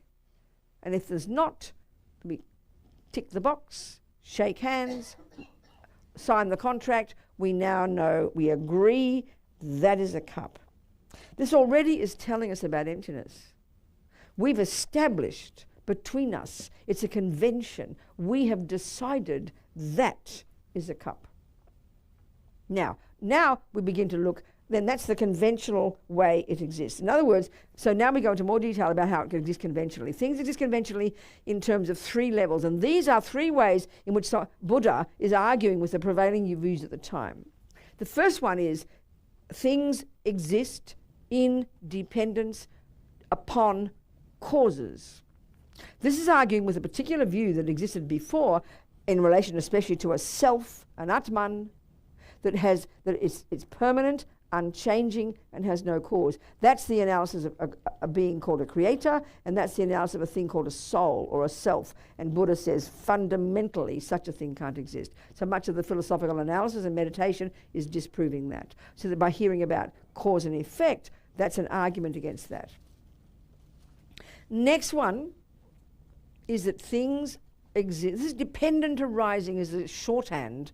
It's like the shorthand for how can things exist conventionally. Things exist in dependence upon many factors. This is a massively important phrase. Although we just think, yeah, so big deal. Who cares? Things exist independently, you know. But it's huge. The second one is that things exist in dependence upon their parts. So the first one is things exist in dependence upon causes. You won't find anything among those causes because a thing is nothing other than the culmination of those causes. Actually, when I first learned this, learning philosophy from my philosophy teacher, Geshe Tekchok, and some really good books on emptiness have been published, you know, of his. They're excellent. I can't think of the titles, of course, sorry. So anyway, he used the example of the phenomenon called Robina. And of course, that's why I remember it. You know, he said it can be said that everything in the universe up to the first moment of Robina is validly a cause and a condition for the existence of the phenomenon called Robina. That's very interesting. So let's go to the second one. The next level, more subtle, also an argument against certain prevailing positions, more subtle, that phenomena exist in dependence upon their bits and pieces, their parts, that among those parts you will not find a thing, because a thing is nothing other than all the parts together. The subtlest meaning of this dependent arising, which is the real meaning, which is the one we have to get, is that things exist in dependence upon the word, the label, the name that we give them. But I like to do the analysis about the self in the second one. It's very tasty. It's a good example. It's not the subtlest one, but we'll discuss that. But the second one's a very tasty one. So now let's take the phenomenon called self. I, person, being, me. They're all synonymous. They're all terms that refer to a phenomenon like us. We're a person, a self, a me, an I. They're all synonymous, conventionally. We're one of those, okay? So now let's do the analysis of how one of those does exist and how this mistaken marigpa, ignorance, thinks that I exists. And do a bit of analysis of how it's not true. So this is according to the second level. Okay, now, I is made up of two, we can say, keep it really simple, an I, your I, my I, this person, self, we're pointing to a phenomenon. Like we're pointing to a phenomenon here, it's called cup. We're pointing to a phenomenon there, it's called clock. It tells the time. We point to this, it's a lid that keeps the tea hot. Whatever, it's a mala, you count your mantras. Everything's got its function. So this is this I here. You've got to establish the parameters. So here is the parameters. It doesn't include that. It doesn't include this. This is the parameters of the phenomenon, in this case, of the example of a person called Robina. This is the parameters. So basically we can say I, this I, your I, same, is made up of two parts, body and mind. Keep it simple. Keep it simple. And they're two, remember, not the same. Okay. Now, ignorance, Buddha says, this marigpa, this primordial ego grasping, this ignorance is like double trouble ignorance. Like I said before, If we just didn't know how to play the piano, then it's not that difficult to play. This is a really important point. You've got the ordinary kind of ignorance that I don't know. That's easy to fix. You just learn the method and you whiz off and you learn it. But the ignorance we have got is not only do we not know how the I and everything else actually exists, ignorance has made up its own ridiculous, insane story that's the exact opposite, and we've been believing in it for eons. So it's like ripping away your skin to get anywhere, excuse me, burping, near the truth. If we didn't know what I was and had the mere ordinary ignorance, I think we can get enlightened in a couple of years. But the trouble is we've got the ignorance that has made up a story that's the exact opposite of the truth. And that's the main work, is ripping away those lies. The main work is ripping away the misconceptions in order to reveal the truth. It's a very interesting approach. So, this ignorance, deep in our bones, the root delusion that gives rise to attachment and all the other 83,997 delusions, causes us to believe 1,000,000,000% every millisecond that there is in here somewhere a part, a piece of me separate from the other parts, and that part is called I. Our language says it, expresses it. For example, we say, I have a hand. So conventionally, without analysis, that's perfect truth. You can see it. Look, there it is. But here, and this is where one of the many types of analysis they say we have to do, this sounds so weird initially, but you'll see my point, is we have to, to break through this illogic, is that if there's anything existing, it's either one thing or it's more than one. It's either one thing or it's more than one. This is a really good, this analysis is a really good proof of this one. So let's look at this one. So I'll tell you a simple statement. Keep it quick. Simple statement. I have a clock, a plate, I don't know, and a mala. There you go. I have, forget that. I have a clock, a plate, and a table. So if you can all see over at this table, you look over quickly with your eyes, you see this sound coming out of my mouth, not his mouth. So you look in this direction, and you'll go, check quickly. Table, plate, clock. She spoke the truth. And it would be handy, wouldn't it, if what came out my mouth is in sync with truth. This is really helpful. Right now, the words we say, you go to internets and things, you go to websites, you drown in confusion and lies, you know. It's just beyond belief. I mean, it's like insanity. So here, I just spoke words, and those words are valid cognitions. And a valid cognition is one that's in sync with it's got a referent object. It's a truth, a reality. So we can say there's a clock, that's a thing that holds the time. As we say, a plate holds your cake. A table holds your clock and your plate. Whatever. We get the definitions and we say, there it is. Tick, tick, tick. We just agree. Now, I'll make the statement again. I have a table, a plate, and a clock. How many phenomena have I mentioned? Phenomenon are like nouns. This is interesting. I just say it this way. A phenomenon is a noun. So it's either a noun, in this case it's either a noun or a pronoun. How many of those did I state? Say the statement again. What did I say? That's one phenomenon? Hey, there's, you missed it. You see, you missed it. It's one phenomenon, isn't it? I. Pronoun, I.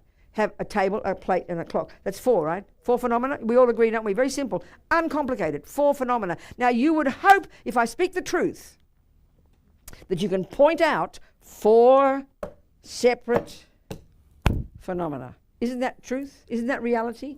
If I say I've got $4, you want to see $4, not 3 or not 6. It's very simple. Four phenomena. You agree? Yes. Okay, good. I've got a nose, a hand, and a foot. How many phenomena did I mention? How many? How many? How many?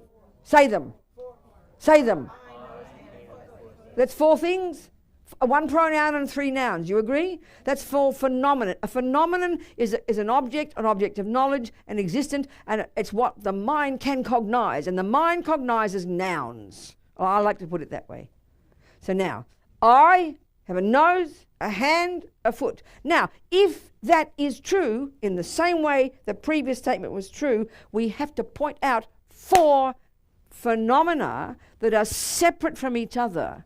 So here we can do it. If my plate breaks, this is one meaning of independent. One meaning of independent. My plate breaks, my table is happy. Do you agree? Not affected, is it? My clock is fine. They keep functioning. Robina keeps functioning as Robina. You get my point? The clock can function perfectly to tell the time if the plate's not there. In other words, there are 4 phenomena. Separate in this context means not dependent upon each other for their function. That's what it means. It's one type of not dependent. You get my point? Okay. So now, I have a nose, a hand, foot. Let's just to prove the first 3, it's easy. There's a foot. Foot has job to walk. It doesn't need a hand to walk, does it? Do you accept that? Yeah. My hand does not need a foot to hold my tea, does it? I can be minus a foot and my hand does a job, isn't it? My nose to blow snot needs neither a foot nor a hand.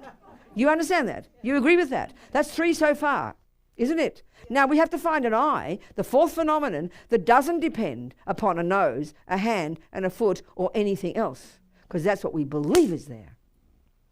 So please tell me where it is. What is it? What's its job? Everything that exists has to have a function. So what's the function of that independent eye? What's its job, and where is it? And point to it, please. That's the thing to do. That's the question. Any ideas? Just speak what you feel. We'll discuss. What?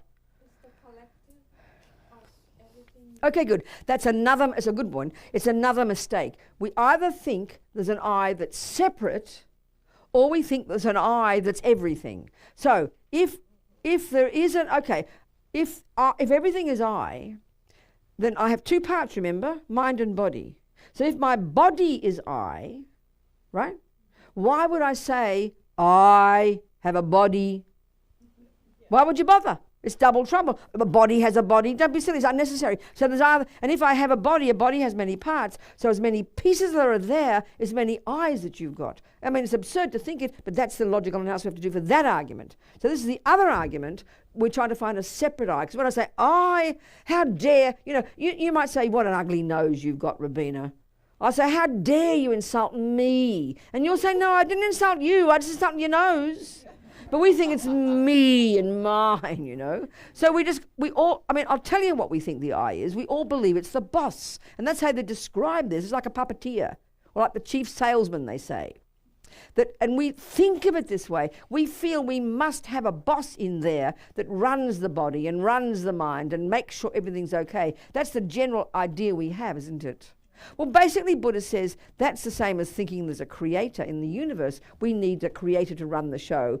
Buddha says you don't need one. The bits do fine on their own. The bits do fine on their own. They don't need a boss. You've got to prove that to yourself. Of course, that's all, that's the meditation where you get the realization of it. It's an added component we've added on. Now, don't think this is saying there's no I. There is an I, but it's not the way we think. That's the only way the Buddha says it. You can't, in other words, when we say there's something, the big mistake we make is we want to point it out. We want to have it in isolation. We want to have it as independent, in isolation, separate from everything else. That's the way our words describe things, So another analysis to prove there doesn't need to be this separate I. There's an interesting analysis. I'll do it quickly. I'm holding a cup in my right hand. Do you accept that as a truth, a relative truth? So let's say I've forgotten how to do it.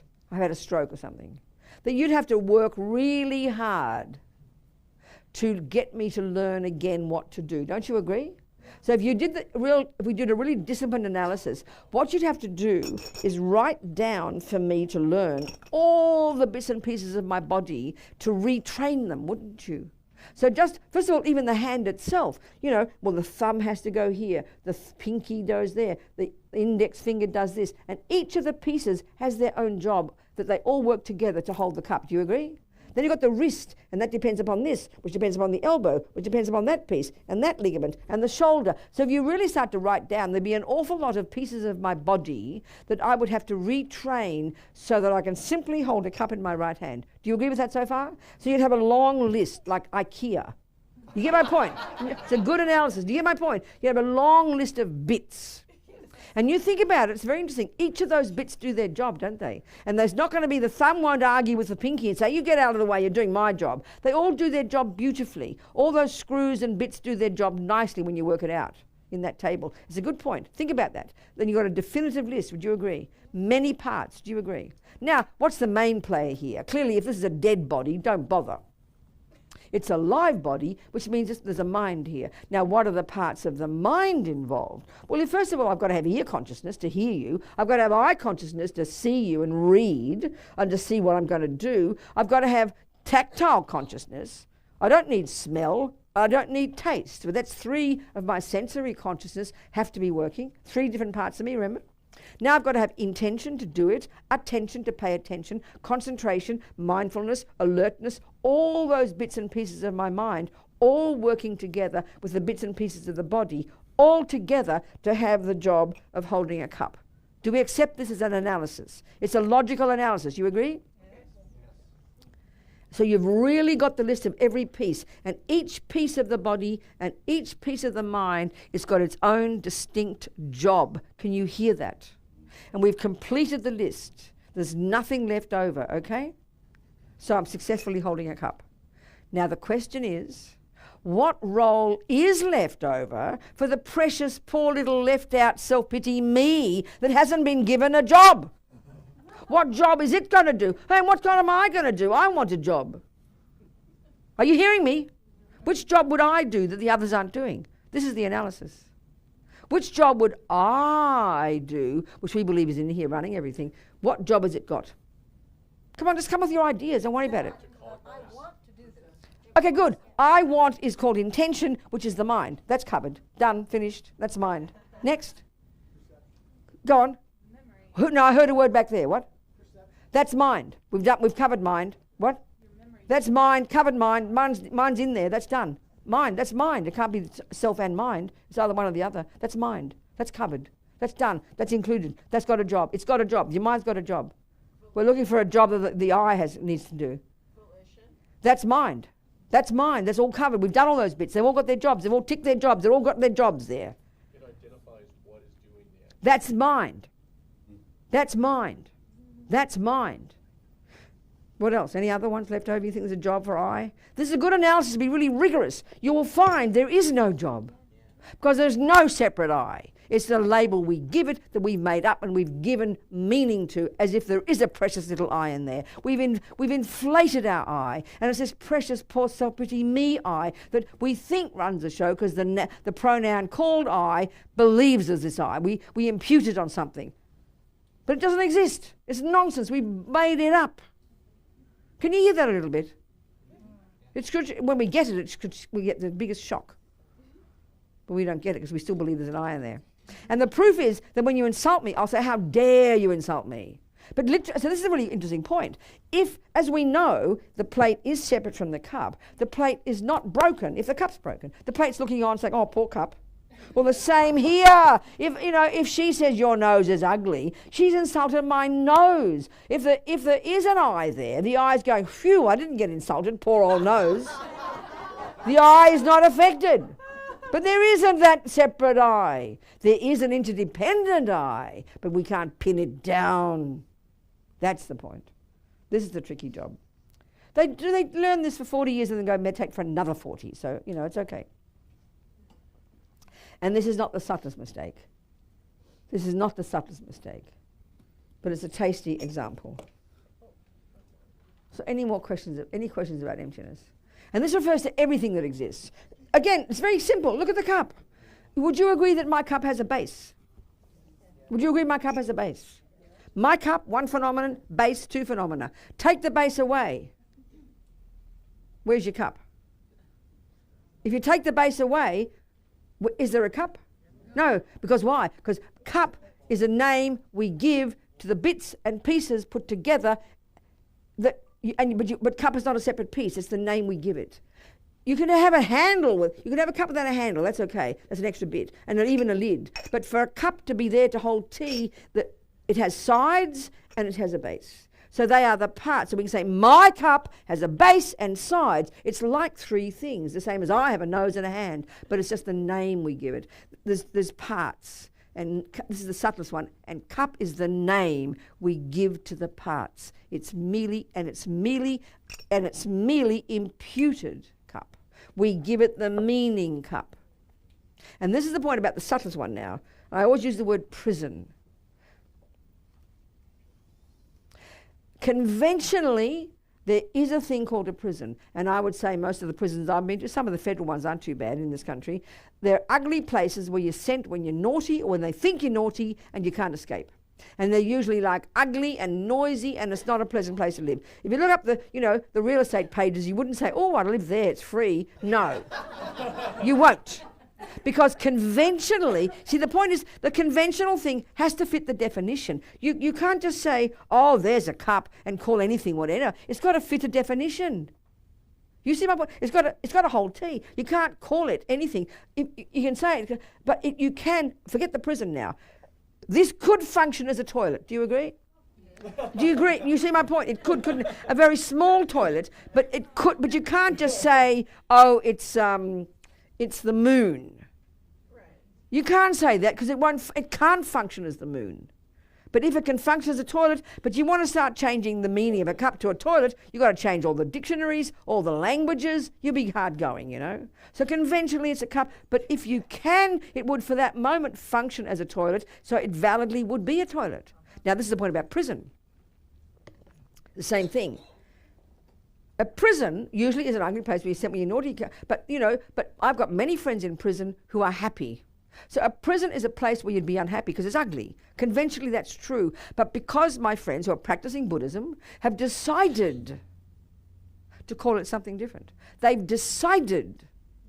Like the woman on death row, 17 years in Florida, husband executed, lost the kids, accused of killing 2 police, totally innocent. 17 years of this insanity. And she said, at some point I realized I couldn't change anything, but they couldn't take my mind from me. So I decided I'm not a prisoner.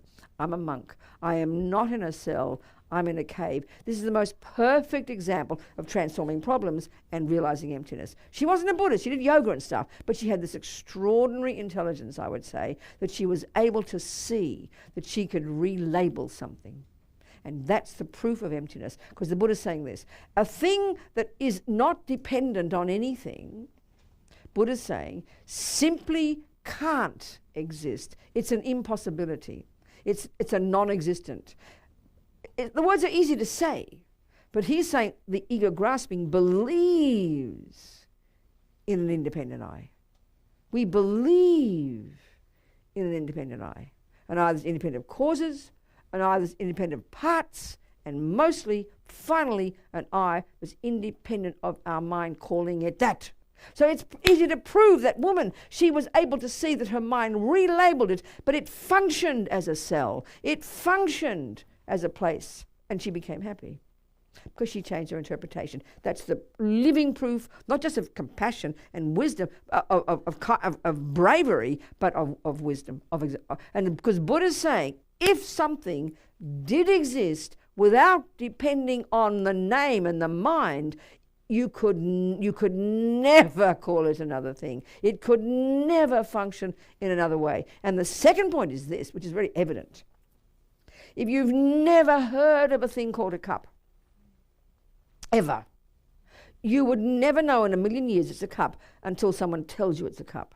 In other words, when you meet, if it were an independent, if it were a cup in its bones, without depending on naming it a cup, then the moment you see it, you'll know it's a cup. It'll be evident here it's a cup. That's not true. Impossible. This is proving that things can't be independent of the mind, especially the mind. That's the subtlest one. That's the subtlest one. His Holiness said, so the thing is, okay, His Holiness said, things aren't empty. The I isn't empty of intrinsic nature, of an independent nature, because you can't find it. You can't find it. That's true, but that's not the real premise, he said. Things are empty of inherent nature because they are dependent arisings. This is the thing we have to understand. So dependent arising and emptiness, right now we have the two wrong views. When we hear emptiness, we hear nihilism. When we hear dependent arising, we hear real existence, eternalism. And these are wrong views. We've got to change these and become the right views and bring them together, where we realize that every time we say something is empty, that tells us it's dependent arising. Every time we hear dependent arising, that tells us it's empty. So these in fact mean the same thing. When we get this, finally, that's the real middle way. When we realize dependent arising and emptiness refer to the same thing. And we finally get that non-dualism when we're a Buddha. Finally, the final one comes. That's how they talk. Are we communicating here? Yeah. Any questions, please? There's more to say, but you have to be prepared to wait a bit longer. Do you want to have a bit longer? Do you mind? Yeah. We can say more. You can go if you have to, I'm sure. Please, I'm not trying to hold you back. But I want to have any questions from this so far, and then I'll go to another tack. Look into the word emptiness, which we get very confused about. Yep. Yep. Microphone.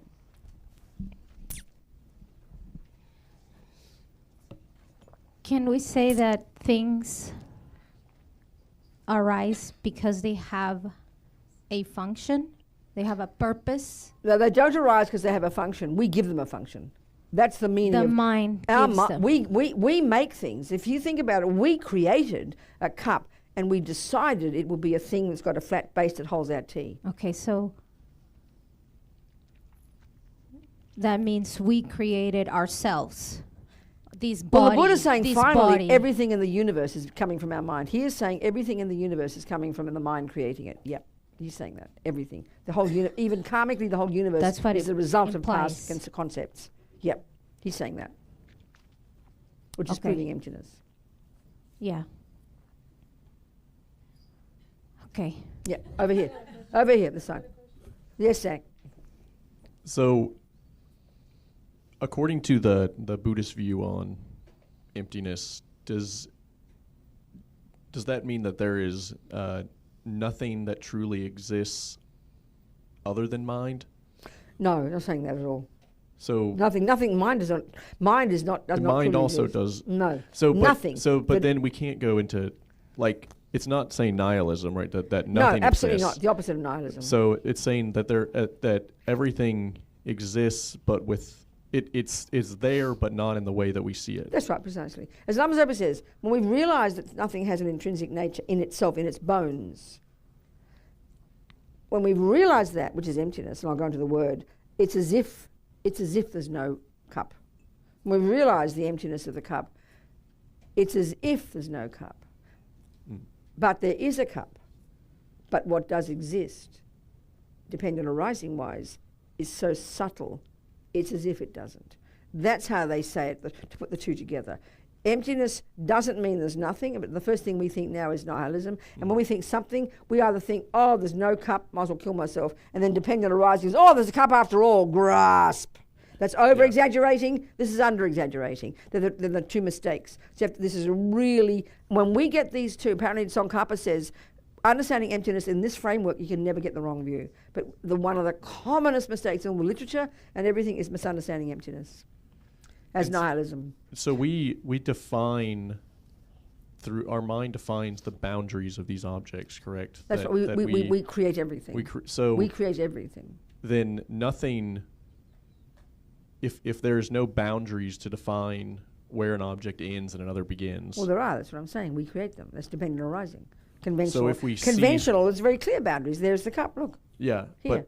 But if we can view, if we are achieved beings that can see this clearly as it is, then there is nothing separating the cup from the air around it. Is that no? True? That's nihilism. They see a cup. There's no problem. When you're a Buddha, you'll see a cup that holds your tea. It's very easy. But you won't be. See, another way to put it is that what delusions do is over-exaggerate everything. Delusions, as Lama Zopa says, delusions decorate on top of what is there. layers upon layers of characteristics that aren't there. So by removing all those layers, you don't end up with nothing. That's nihilism. You end up with a cup that holds tea, but not from its own side. But nothing else. What do you mean nothing else? Like that. No, that's actually, you don't need to say that. It's irrelevant. Okay. That's irrelevant. I understand. Okay, good. No. Go back there. Go, sweetie.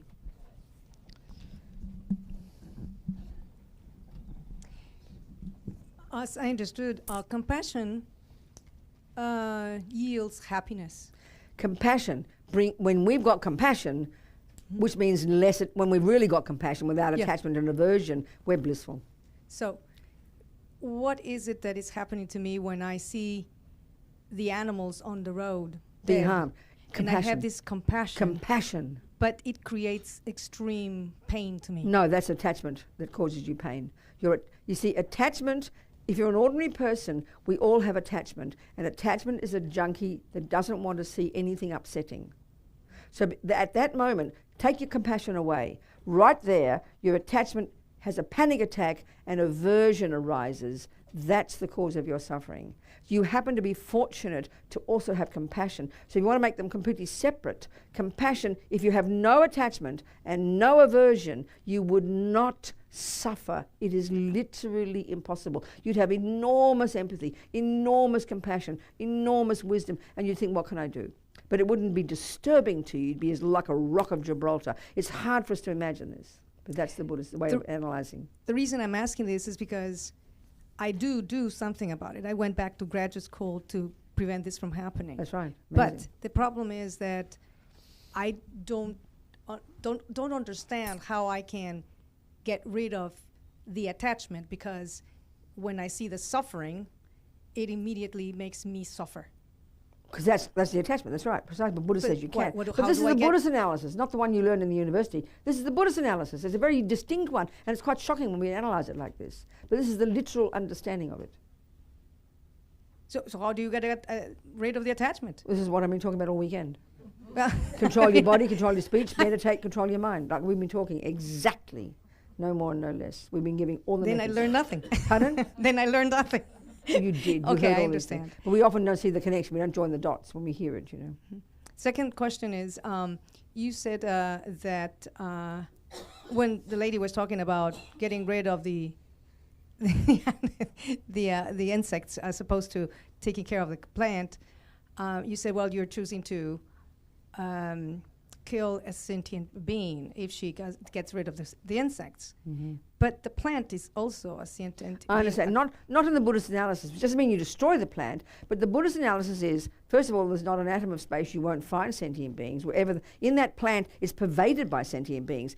Okay, put it this way. A sentient being has a mind and some level of the four elements. So there are subtle sentient beings that we can't see called spirits, whose bodies really are simply the air energy. But they're still mind and body. They've got some level of subtle body. We have got this physical elements. These are the four elements, the same elements as the plant. Exactly the same. This is physical matter, exactly the same as the plant. The difference is this piece of physical matter is imbued with its own nervous system and its own consciousness. A plant is a piece of matter, but the Buddhist analysis would say it's not imbued with a consciousness. That's all. But that we've got to find out. We've got to learn that. I'm just giving you the Buddhist analysis. Exactly, because according to scientific I know all research, I know it's a that. different Lots story. of, I know exactly. I understand. All I can do is give you the Buddhist view. Thank to you. look into these things. Thank you. Yeah. Yep. Yep. Who else? Let's go into the word emptiness. Oh, you go. Yes, thinking about the emptiness and the mechanics of the mind. So unpacking the, trying to understand the emptiness of self and how self is not the mind. That's right. Self will be a separate phenomenon, not mind, not body. So all the bits are things like, even if we've gotten rid of all the attachment and all the delusions and all the... You've got the virtues bits of mind. And the mechanics, right. intention, concentration, good memory, they always stay there. Even if we don't have all the bits, though. They're all the bits. They're the bits. Right.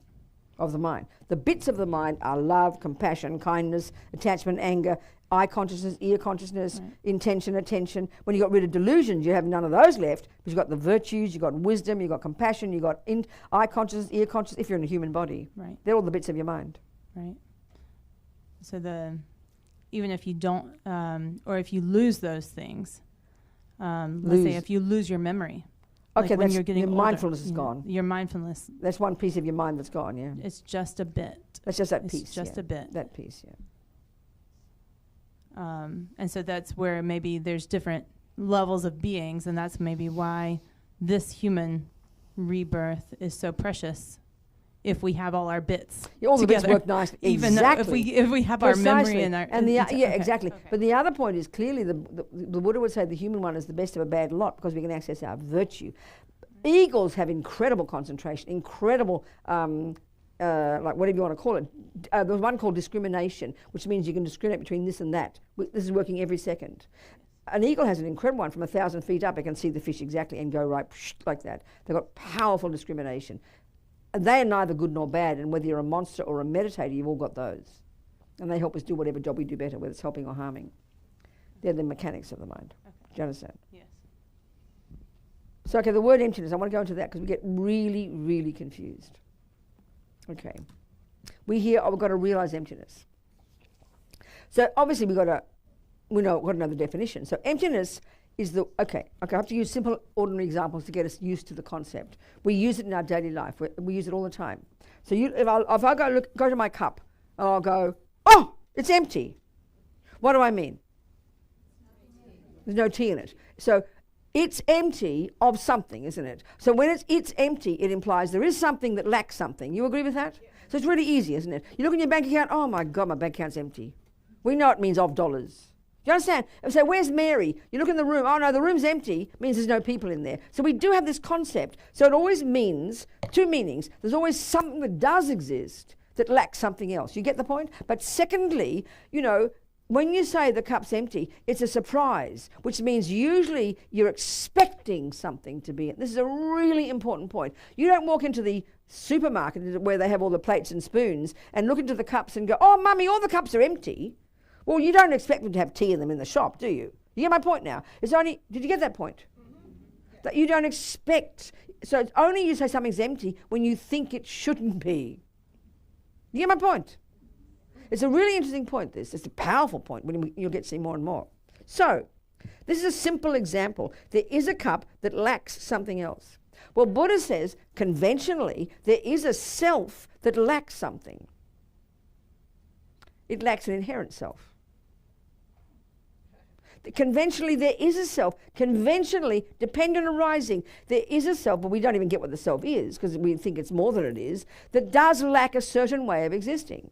There is a self that does exist that lacks a certain way of existing. So these are the two truths. So the empty is lack. My cup lacks tea. This is an obvious, simple, gross example. But here, it's the same analogy. There is a dependent arising self that lacks an inherent self. You could say it like that. So this is a very powerful way to counteract the idea of emptiness means nihilism. In the Heart Sutra, it says, so the Heart Sutra is just this list, not just, but it's this list of all the components of the universe according to Buddhist view of the world, and Shariputra, or the other one, Avalokitesvara, is stating them. There is no this, there's no that, there's no this. So he's just stating these different lists. The first list is the 5 aggregates. Then there's the 18 constituents. Then it's the 4 noble truths. Then it's the 12 links. All these different categories of phenomena we've got to go through to see that they're all empty. But there's a statement at the beginning that says this. And it's the first of the 5 aggregates. The 5 aggregates is Buddha's way of presenting the person in terms of 5 bits. We've just decided simply 2 bits, mind and body. But there's another way Buddha talks, and he's got very logical reasons for that. But the first one's called form, and it's just referring to our body. And so Avalokitesvara says, form is emptiness, and emptiness is form. Form is nothing other than emptiness, and emptiness is nothing other than form. So what that's saying is this. let's think of... okay. I just said there's no T, didn't I? Something lacks T. So where does... Okay, so let's turn... This is the point. We say it is empty of T. I mean, we're saying, oh, it's empty, but to complete the statement, you say it's empty of T, right? So turn that into a noun phrase, and you're going to call it absence of T, aren't you? Can you hear that? That's a phenomenon. The mind always cognizes phenomena. A phenomenon is like a noun. A phenomenon is a thing that exists, abstract or concrete, doesn't matter. So if there were tea in my cup, I would say I am cognizing a phenomenon called tea. Can you hear that? Tea is an affirmative phenomenon. So if I am observing there's no tea in my cup, the name of the phenomenon I'm observing is called the absence of tea. Can you hear that? If I'm looking in my bank account and I'm expecting $5,000, right? If I'm expecting tea, so what I'm observing is the absence of tea. If there's no tea in there and you don't expect tea, you won't see the absence of tea, will you? You'll just see a cup. You get my point here? If you don't expect dollars in your bank and there's zero there, you won't be surprised. But if I'm expecting $5,000, I will get the shock of my life, won't I? And what is the name of the phenomenon I cognize when I see the bank where it says zero? But what do I cognize? Absence of $5,000. This is a really important point. Can you hear that? Yeah. If I ask you to look in my bank and you don't expect anything, you'll tell me the truth, zero. If you don't expect tea, you just see a cup. So the absence of something is always cognized by a person who expects something. If Zach and I have been together for 20 years and he just left me, believe me, every time I go home, all I'll notice is the absence of Zach, won't I? But if you come and visit me, you've never heard of Zach, you won't notice the absence of Zach. You don't expect Zach. So this is already showing us that it's a fabrication. So, the dollars one, this one is good, same example. But okay, form is emptiness form. This means wherever there's a bank account, my bank account equals absence of $5,000, emptiness. Bank account is absence of $5,000, and absence of $5,000 is bank account. So where does the absence of $5,000 exist? It's not tricky. No. Keep it more simple. Where does it exist? In the bank. So that's dependent arising. So form, body, is wherever there is a form, there is the absence of inherent form, and which means emptiness of inherent form. And wherever there is emptiness of inherent form, you will find a form. So you can't have emptiness without dependent arising. You can't have emptiness without the conventional. So you can never have nihilism. Can you hear that point? You've got to get used to that point. So wherever there is, so in other words, you can talk about absence of $5,000 in general. Well, and imagine being no $5,000. That'd be really horrible, having no $5,000. Oh my God, no $5,000. But if you're going to be a real experience of the absence of $5,000, you've got to find a place where the absence of $5,000 exists.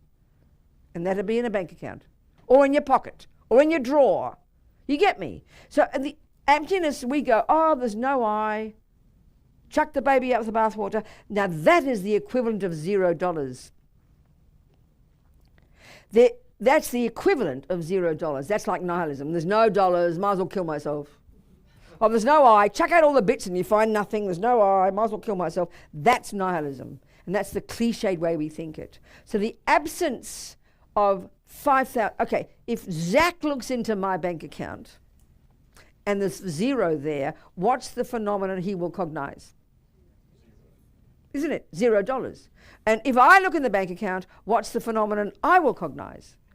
Absence of... They're different phenomena, aren't they? So $0 is nihilism, and absence of $5,000 it's a dependent arising thing. It's you always see the emptiness of what you think was there, what you expected to be there. So all emptiness is when you finally, at a subtle level of your concentration, meditation, when you've gone beyond your gross level, and you've done all your years and years of practice and prostrations and living in vows and prostrating and practicing and malas and blur and prostrating and blur at your mind, letting rid of attachment and aversion, blur, controlling your body, controlling your speech, being kind, compassion, and one day in single point of concentration, after years and years of dependent arising, thinking and analysis, the penny drops.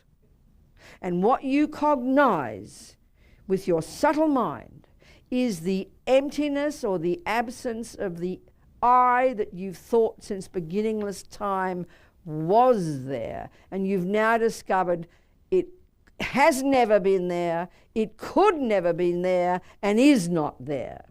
That's when you realize the emptiness of the fantasy I. And then you realize the dependent arising I. Are we communicating? Yeah. Good. Yeah. What? Yep. So we have to learn to use the words properly, that's all. That's part of the problem. Okay, using the words properly, could you say the form phrase again? Yeah, okay. With inherent. Yeah, sure.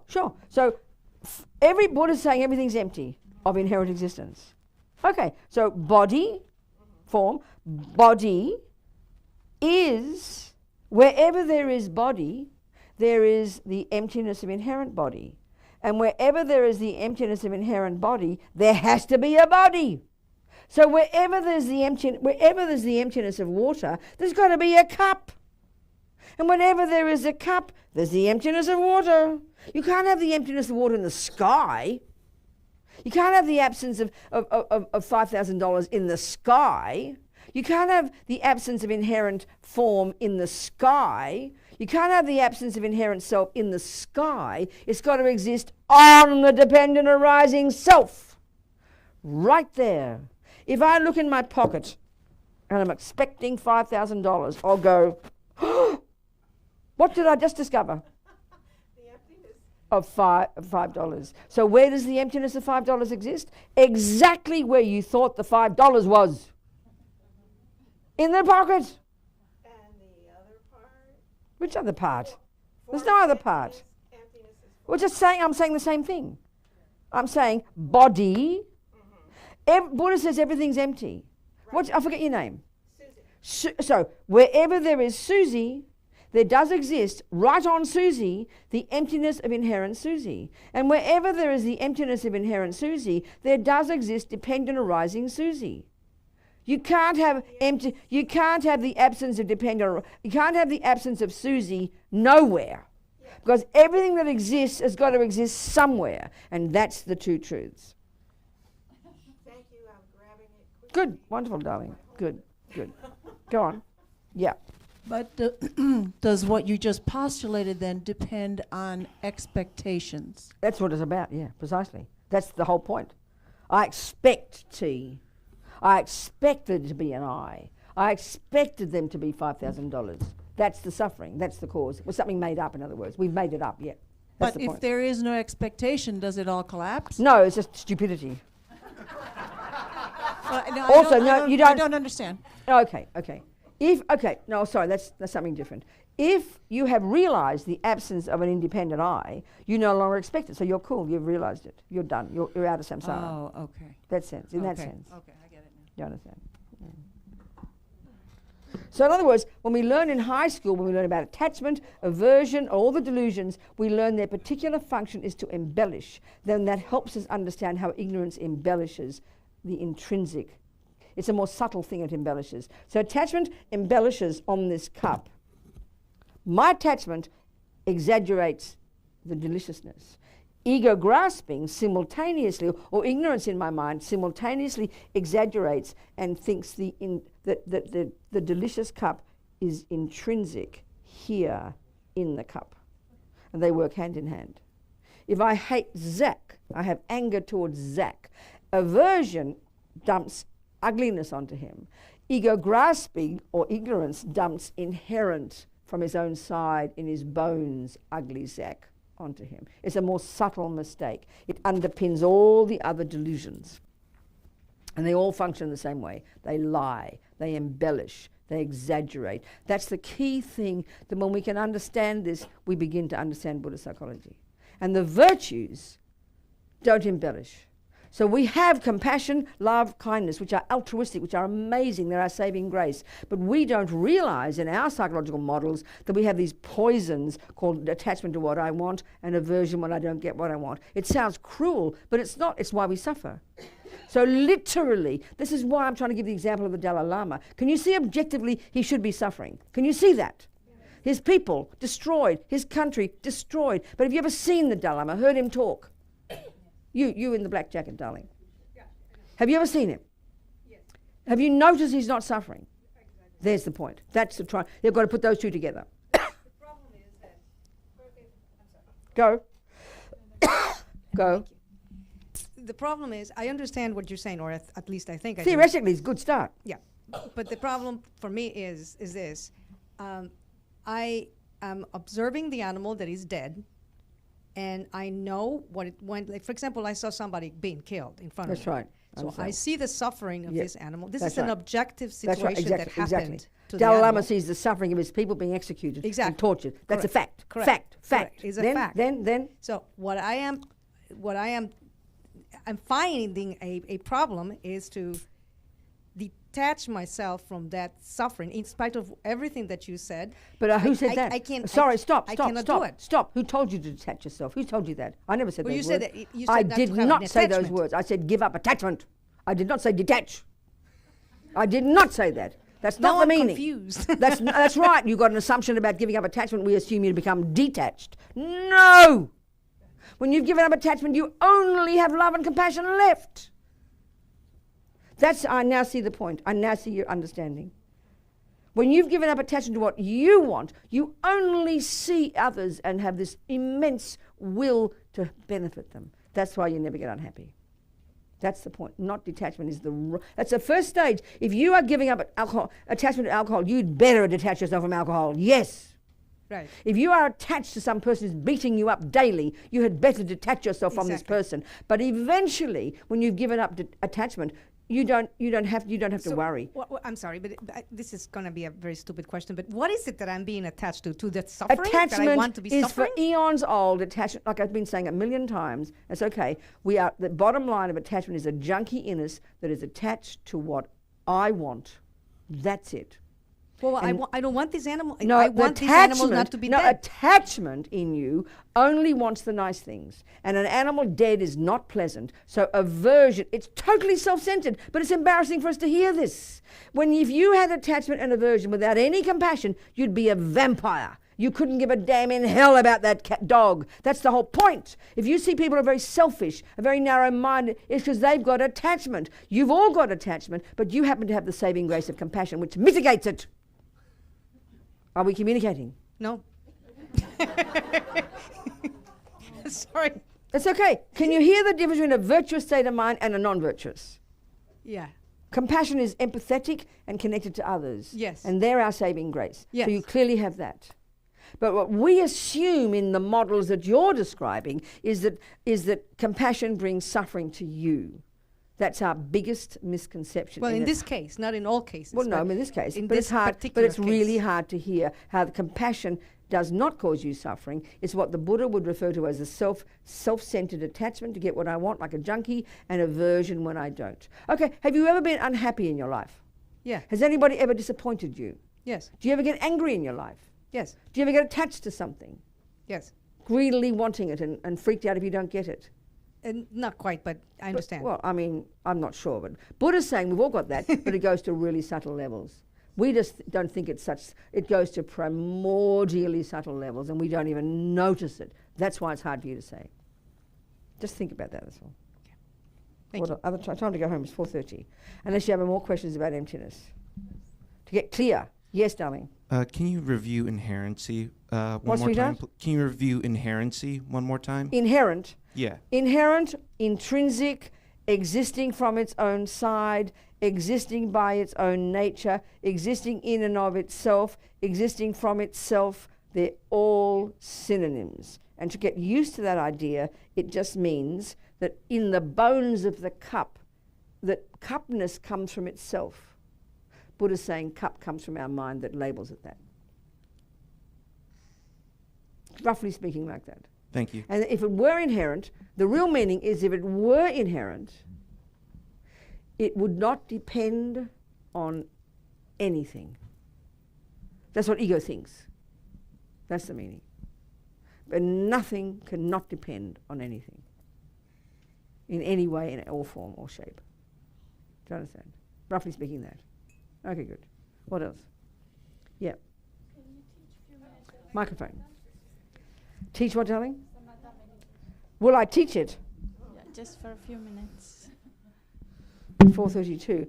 Shamatha meditation is you sit in a spot and you decide to pay attention to the breath coming in and out of your nose. And the job is to pay attention to that breath and not pay attention to the thoughts. It's not to relax. It's not to feel good. It's not to make the thoughts go away. It's to simply train our mind to have a strength of attention that isn't distracted like a little bird, like we are now. So you strengthen that attention and it gets deeper and deeper until eventually you actually have incredible subtle focus. That's shamatha, in essence. You're going to have many objects, but it's a good start. Buddha started with the breath. It's a training. It's not to feel good, it's a powerful training to train our attention, which is all over the place now, to stay on one thing. That's it. And it demands enormous effort and clarity. And I did an entire retreat with Lama Yeshe one time. We did 5-minute sessions. It's very powerful. Yeah. Often people mistake it for feeling nice. Okay. I had a lovely meditation. I sat for 42 minutes. Yes, spaced out for 41 of them. Do you understand? But do you put I do Theravada meditation. Yes. Same. We're talking the same thing. Same instructions. Same so Buddha's teaching. Yes. Do you put intention to it? Some people they put the intention. Well, you of must love. have intention as I will. And they're not tension. They've all got their own bits. If there's no intention to do it, you won't even bother. Intention is the first step. Intention, I'll walk out that door soon, you know that. It's because I have an intention to walk out the door. You mean motivation by intention, sorry. You've got to have good motivation, otherwise you're just doing a samsaric action. Watching your breath is, an animal can do it. It's not virtue, and that's a good point. That's why Lama said, thieves need mindfulness. So you have to have a good motivation, absolutely. Otherwise it's not it's a samsaric action otherwise. That's so important to understand. All right, people, we can go home, don't you think? But that reminds me, thank you for that. So this is the key point about the bodhisattva path, that we need to cultivate the powerful wish, the long-term motivation. I want to develop my marvelous potential so I can be a benefit to others. That includes you. You know, so it's the biggest one you can have. And as His Holiness says, bodhisattvas think in terms of eons. So everything you do, eat, sleep, go to the toilet, because there's nothing intrinsic about eating and sleeping and going to the toilet. They are conventionally samsaric activities, but the moment you do them with a pure motivation, it becomes a dharma action. That's the point. So you could be washing the dishes while your holy husband sits there doing his meditation. He thinks he's holy and you think you're samsaric. If you've got a pure motivation, honey, your action is dharma and his is samsaric. It's the motivation that makes it virtue. So do whatever you do, like your music. You do it with the wish to benefit, to lift people's hearts. That's every note you play is virtue. That's how easy it is to practice virtue. Just have a pure motivation. It's powerful. And that proves emptiness. Do you understand? So we just put the two truths together. We put the two wings together, compassion and wisdom, okay? So I've got to go now. And tomorrow I go to Nashville to see my friend on death row. So think of him. He's going to die soon. He's getting ready for it. The last meeting we had, he was cracking jokes. He's so funny, this fellow. We spend time laughing. He's amazing. And because they're going to electrify him, which means fry him from the inside, because that was when he was sentenced in the 80s. It's so medieval. So he was trying to work out how he's going to think about the fellow who's this far from him, putting on the hood on his face and putting the electrics on him, you know, and the sponge on his head. I said, well, he's thinking maybe I should try and have compassion for him. I said, well, I think it's better you keep your own mind focused, because this guy is doing his job. Let him be. It's not your business. Have compassion, sure, but your main focus should be on you internally doing whatever prayer you want, you know. So he stays focused when they fry him. Can you think of that, isn't it? So think of Mitch. His name is Mitch. He's an amazing fellow. I'll see him tomorrow. And the one who thinks of torture all the time. Think of him too. Have compassion for him. At least he's in a place where he can't torture people. His mates won't allow him on death row. I promise. Huh? I forget. Can't forget. I forgot his name. He's on the movie Chasing Buddha, but I'm not trying to give the man away. I can't think of his name. Can't think of it. Okay, you people. Come on pilgrimage with me. Come on the trek with me. Chasing Buddha is 20 years old. That's ancient. You've got those copies. And the DVD, I saw the DVD, the CD's got on devotion. That supports my projects as well. So anyway, thank you everybody for having me for these 7 days.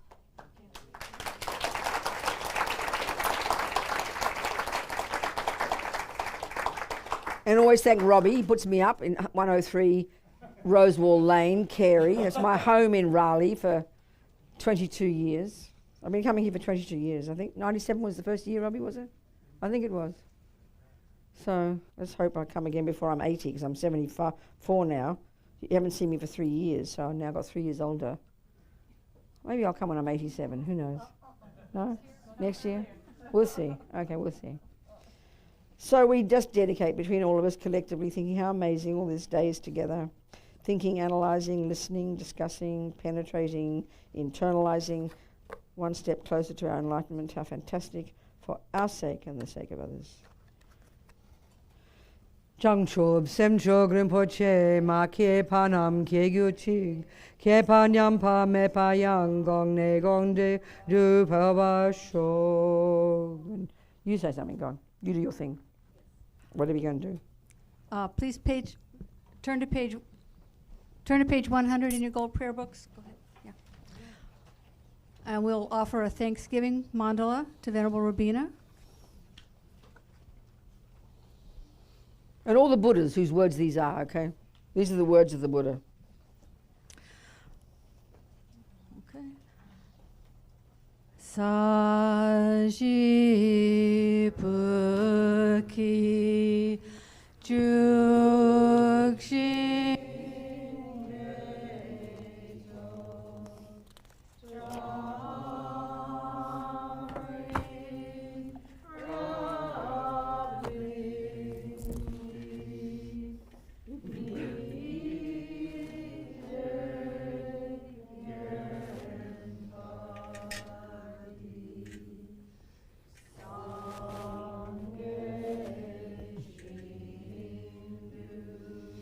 Mite ulwa ki idrokun namdag jingla trepashob. Now we think of all our teachers, that they all come and continue to teach. This next prayer. Jetsun lame kutse rajen cheng nam kachin le chokchur ge padang Jalo zang tenpe dran me sasum yi idro we mun sel tab tu. Thank you, precious one. And now we imagine very happily. Are you going to continue to sing? No, yeah. Next one. When you say this, you think that happily the Buddhas all happily accept our offering with joy. Yeah. Idam guru ratna mandala kam niryatayami. Okay. Well, that's it. We're done. Cook. Done. Thank you, sweetheart. Someday we'll get it. No, that's it, exactly. If people would like to offer katas to Venerable Robina, thank you, darling. please take a line. And Venerable Robina, on behalf of all of Kadampa Center. Robbie's talking. They're used to that, yeah, just ignore. Listen. It's great to see you so healthy and lively. Healthy and lively at 74, like an old lady, healthy and lively, yeah. Transmitting the wisdom of our precious lamas. Oh, wonderful. And we humbly invite you to return to Kadampa Center ASAP. Oh, yeah, I enjoy it. Well, you see, sometimes I do editing retreats. I do more and more now editing retreats But that's no good because I don't see you, so there's no point in saying that. Maybe I'll come to. I've got one in New York. I'll go back to New York where I'll be a month. So I might come to Raleigh. Robbie might have to have me for a month. Light of the Path. Oh, that's a possibility. There's a possibility. We could do that. Please come to Light of the Path. I can do that. We'll see. Good. All right. And then we have to acknowledge all the people who made this yes. week such a success. Of course, Definitely. Donna Come on, Cease, her incredible work as Thank you, spiritual darling. program Thank you so coordinator. much. Thank you, thank you. Linda Sa, who's our visiting teacher coordinator. Jill Marie, who's our Come on, chief Jason. organizer and Thank you, behind-the-scenes sweetheart. person. Thank you, darling. Everyone who drove, yes. Thank you, food, darling. and all our sponsors. Thank you, Andre. Thank you. And also on our visiting Thank you, teacher dearest one. team, Thank you, darling. Susie I will. Bohm and Laura Carballo. Thank you, darling. Thank you, dearest. Thank you, wonderful. everyone. Good. Thank you so much. Thank you for taking care of me. Thank you, people, all of you. Thank you, darlings. Thank you, sweetheart. Very nice to see you Good. again. Oh, Thank I you. love Yes, you so much. exactly. Thank you so much. Your blue cutter, look at you. Come on. Thank you, darling. Gorgeous. Thank you so much.